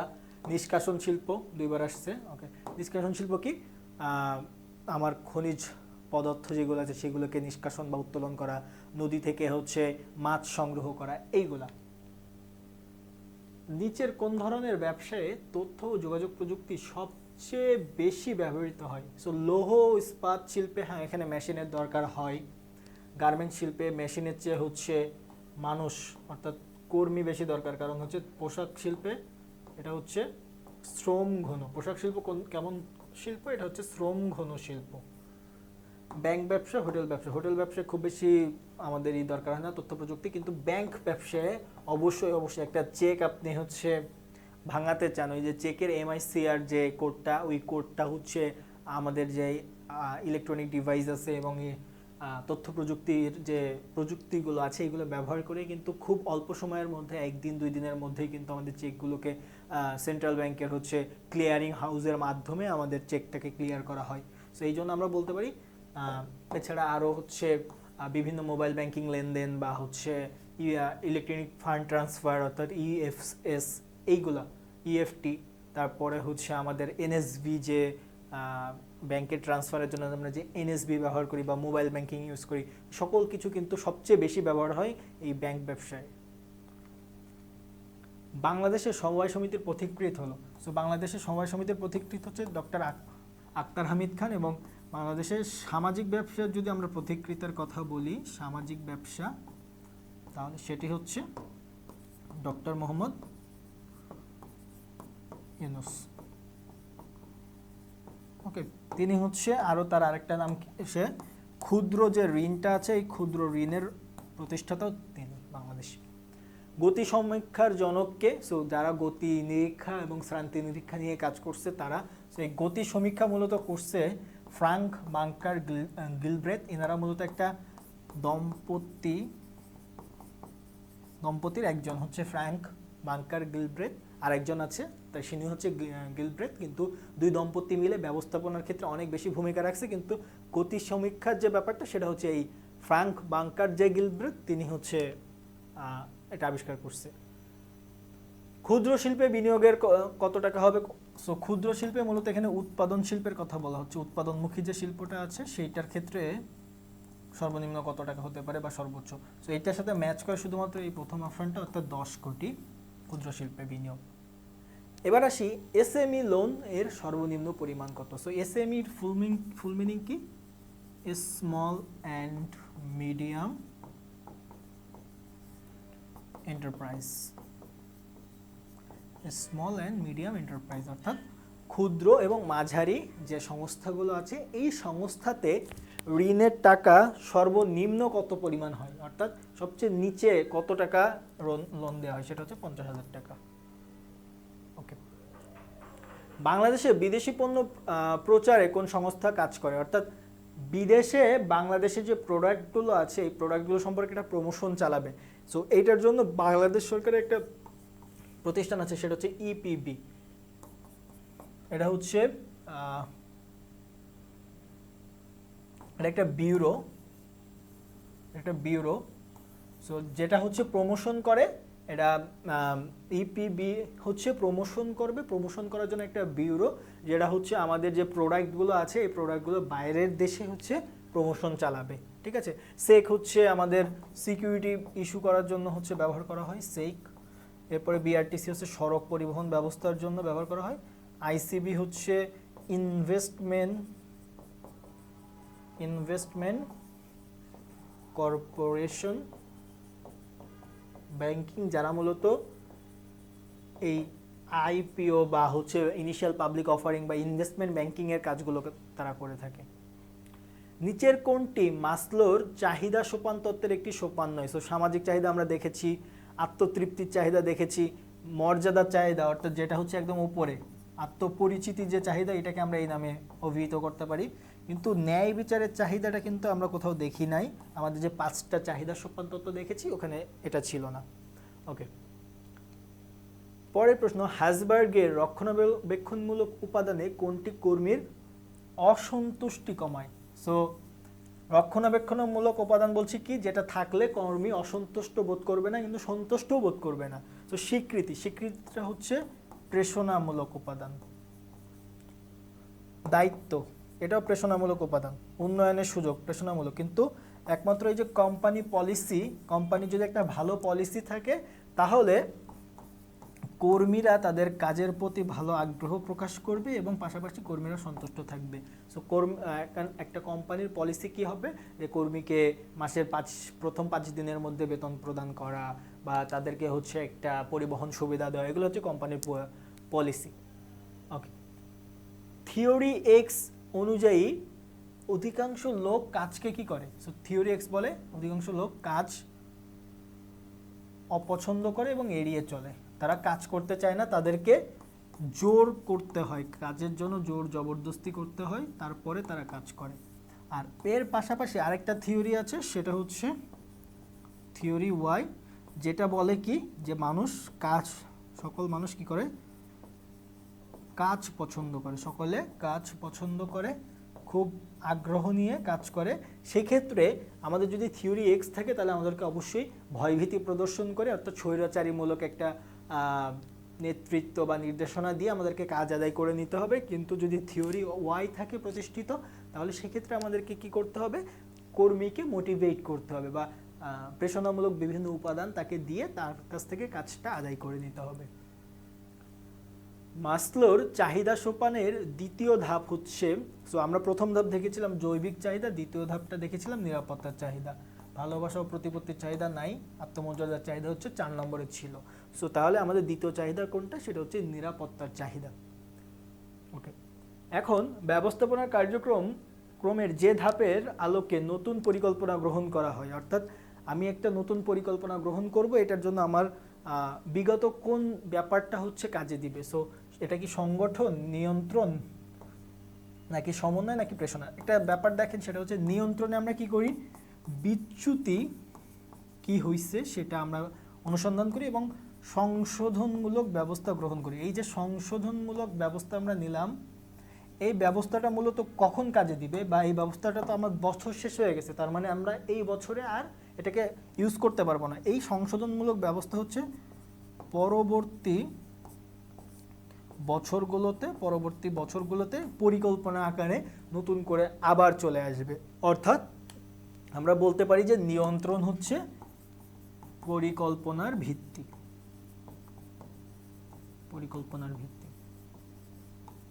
ওকে, নিয়ন্ত্রণ প্রক্রিয়ার অংশ নয়, অর্থাৎ নিয়ন্ত্রণে কি করি আমরা আমরা সারা বছর ধরে যে কাজগুলো করলাম সেই কাজগুলো একটা পরিমাপ করলাম।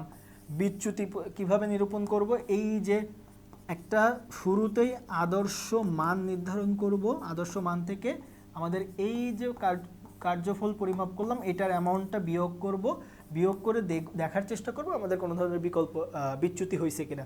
যদি বিচ্যুতি হয় সংশোধনমূলক ব্যবস্থা গ্রহণ করব, এবং এই ব্যবস্থাটা আমরা কিভাবে গ্রহণ করব, পরবর্তী যে পরিকল্পনা থাকবে সেইখানে আমরা এটা ইউজ করব। ওকে, একমাত্র আমাদের এই যে বিকল্প নির্ধারণ, এই বিকল্প নির্ধারণটা মূলত আমরা পরিকল্পনার ক্ষেত্রে ব্যবহার করি, পরিকল্পনার যে ধাপগুলো আছে সেই ধাপের মধ্যে ব্যবহার করি, বা আমরা এটাকে সিদ্ধান্ত গ্রহণেরও ধাপ বলতে পারি, সিদ্ধান্ত গ্রহণের ধাপ। ওকে, ব্যাংকিংয়ে RIGS এর পূর্ণরূপ কি? সো পূর্ণরূপ টাইপের প্রশ্ন কিন্তু এক্সামে বহুত আসে। সো RIGS হচ্ছে রিয়েল টাইম গ্রস সেটেলমেন্ট, অর্থাৎ বাস্তবিক অর্থে একটা ব্যাংক ঠিক কতগুলো সেটেলমেন্ট করতে পারছে একটা দিনে। সো এইটাকে আমরা বলছি RIGS। কোন সংস্থা মুদ্রানীতি প্রণয়ন করে? মুদ্রানীতিকে আমরা বলি ইংরেজিতে সেটা হচ্ছে মানিটারি পলিসি। একটা দেশের মানিটারি পলিসি বলতে কি বোঝায়, ওই দেশটা মানির অবস্থা কি, এটা কি হচ্ছে টাইটানিং মানিটারি পলিসি হবে নাকি হচ্ছে এটা অর্থাৎ এই মানিটারি পলিসি থেকে আমি খুব মানিটাকে খুব টাইট করে দিব নাকি লুজ করে দিব, অর্থাৎ বাজারে কি খুব বেশি পরিমাণে মানি সাপ্লাই দিব নাকি বাজার থেকে মানি আরও তুলে নিয়ে বাজারে মানি সাপ্লাইটাকে কমাবো। সো এই ব্যাপারগুলো দেখাশোনা করে একটা দেশের কেন্দ্রীয় ব্যাংক। সো বাংলাদেশের জন্য এই ব্যাপারটা কে দেখে? বাংলাদেশের কেন্দ্রীয় ব্যাংক, সেটাকে আমরা বলি যে বাংলাদেশ ব্যাংক। ওকে, কোন দেশ বিমস্টেক এর সদস্য নয়? সো বিমস্টেকটা মূলত হচ্ছে এদের এই ফুল ফর্ম দিয়ে বোঝানো হয় যে দক্ষিণ এশিয়ার যে দেশগুলো আছে, এই দক্ষিণ এশিয়ার দেশগুলো মূলত হচ্ছে বিমস্টেকের অংশ। সো এর মধ্যে বাংলাদেশ আছে, মিয়ানমার আছে, থাইল্যান্ড আছে, কিন্তু দক্ষিণ কোরিয়া হচ্ছে এই বিমস্টেকের অংশ না। এগুলো হচ্ছে সাধারণ জ্ঞান টাইপের প্রশ্ন, এখান থেকে 3-4টা প্রশ্ন কিন্তু জিএসটিতে আসে। ISO, সো ISOটা কি? এটা হচ্ছে ইন্টারন্যাশনাল, মানে আন্তর্জাতিকভাবে মান নির্ধারণকারী একটা প্রতিষ্ঠান। So international organization for standardization, organization for standardization. Okay, so এদের কাজ কি? এরা মূলত আন্তর্জাতিকভাবে যে পণ্যগুলো আমদানি রপ্তানি করা হয় বা দেশের গণ্ডি পেরিয়ে আন্তর্জাতিক পর্যায়ে যে পণ্যগুলো কেনাবেচা করা হয়, ওই পণ্যগুলোর মান ঠিকমতো আছে কিনা সেই মানটা নির্ধারণ করে মূলত এই ISO। কোনো একটা পণ্যের উপরে ISO যদি সিল মারা থাকে তাহলে বুঝবো যে এটা আসলে মানসম্মত পণ্য। সো এটার সদর দপ্তরটা কোথায় বা অফিসটা হচ্ছে সুইজারল্যান্ডের জেনেভাতে। নিচের কোনটি বাংলাদেশের বীমা উন্নয়ন ও নিয়ন্ত্রণকারী প্রতিষ্ঠান? সো বীমা উন্নয়ন ও নিয়ন্ত্রণকারী প্রতিষ্ঠান হচ্ছে IDRA, এটা হচ্ছে insurance development and regulatory authority. Insurance development and regulatory authority. Okay, IDRA। Okay, last question, সেটা হচ্ছে রাষ্ট্রীয় ব্যবসায়ের লোকসানের ফলে কোনটি বৃদ্ধি পায়? অর্থাৎ একটা দেশের রাষ্ট্রীয় ব্যবসার মূল উদ্দেশ্য কি থাকে? জনকল্যাণ। সো জনকল্যাণের উদ্দেশ্য নিয়ে যে ব্যবসাটা গঠিত হয়, এই ব্যবসার ফান্ডটা মূলত কারা দেয়? ফান্ড মূলত হচ্ছে সরকার দেয়। এখন সরকারের কাছে মাঝে মাঝে টাকা থাকে না, সরকার একটা নির্দিষ্ট বাজেট করে রাখে প্রতি বছরের খরচের জন্য। সো তার কাছে অ্যাভেলেবল এক্সট্রা ফান্ড থাকে না, রেদার তা সে সবসময় ঘাটতিতেই থাকে। সো এই ধরনের রাষ্ট্রীয় ব্যবসায়ের জন্য ফান্ড সে কোথায় পায়? সে হচ্ছে ঋণ নেয়, বিভিন্ন দেশ থেকে ঋণ নেয়, ঋণ নিয়ে ব্যবসাটা চালু করে সেখান থেকে যদি প্রফিট হয় এবং ওই প্রফিট দিয়ে ঋণ পরিশোধ করে। কিন্তু দেখা গেল যদি লাভ না হয়ে যদি লোকসান হয়, সেক্ষেত্রে এই ঋণটা কিন্তু আর কি করা যায় না, শোধ করা যায় না। তখন আস্তে আস্তে ধীরে ধীরে দেশের যে জাতীয় ঋণটা আছে এই ঋণটা বাড়তে থাকে। সো মূলত আমাদের এই 100টাই ছিল হচ্ছে জিএসটির ম্যানেজমেন্টের উপর যে সেকেন্ড মডেল টেস্ট, সেই মডেল টেস্টের যে সলভ সেইটা আমরা মোটামুটি হচ্ছে ম্যানেজমেন্টের উপরে 2টা মডেল টেস্ট নিয়েছি 100 মার্কের, এবং এই 2টা মডেল টেস্টের মধ্য দিয়ে মূলত আমরা জিএসটির যে এক্সামে 35টি ম্যানেজমেন্টের কোয়েশ্চেন হবে সেটা কভার করার চেষ্টা করেছি। এবং সম্পূরক তথ্যের মাধ্যমে মোটামুটি আমরা হচ্ছে ম্যানেজমেন্টকে কাভার করেছি। সো এতটুকুই ছিল আমাদের হচ্ছে ম্যানেজমেন্টের জন্য জিএসটির প্রিপারেশন।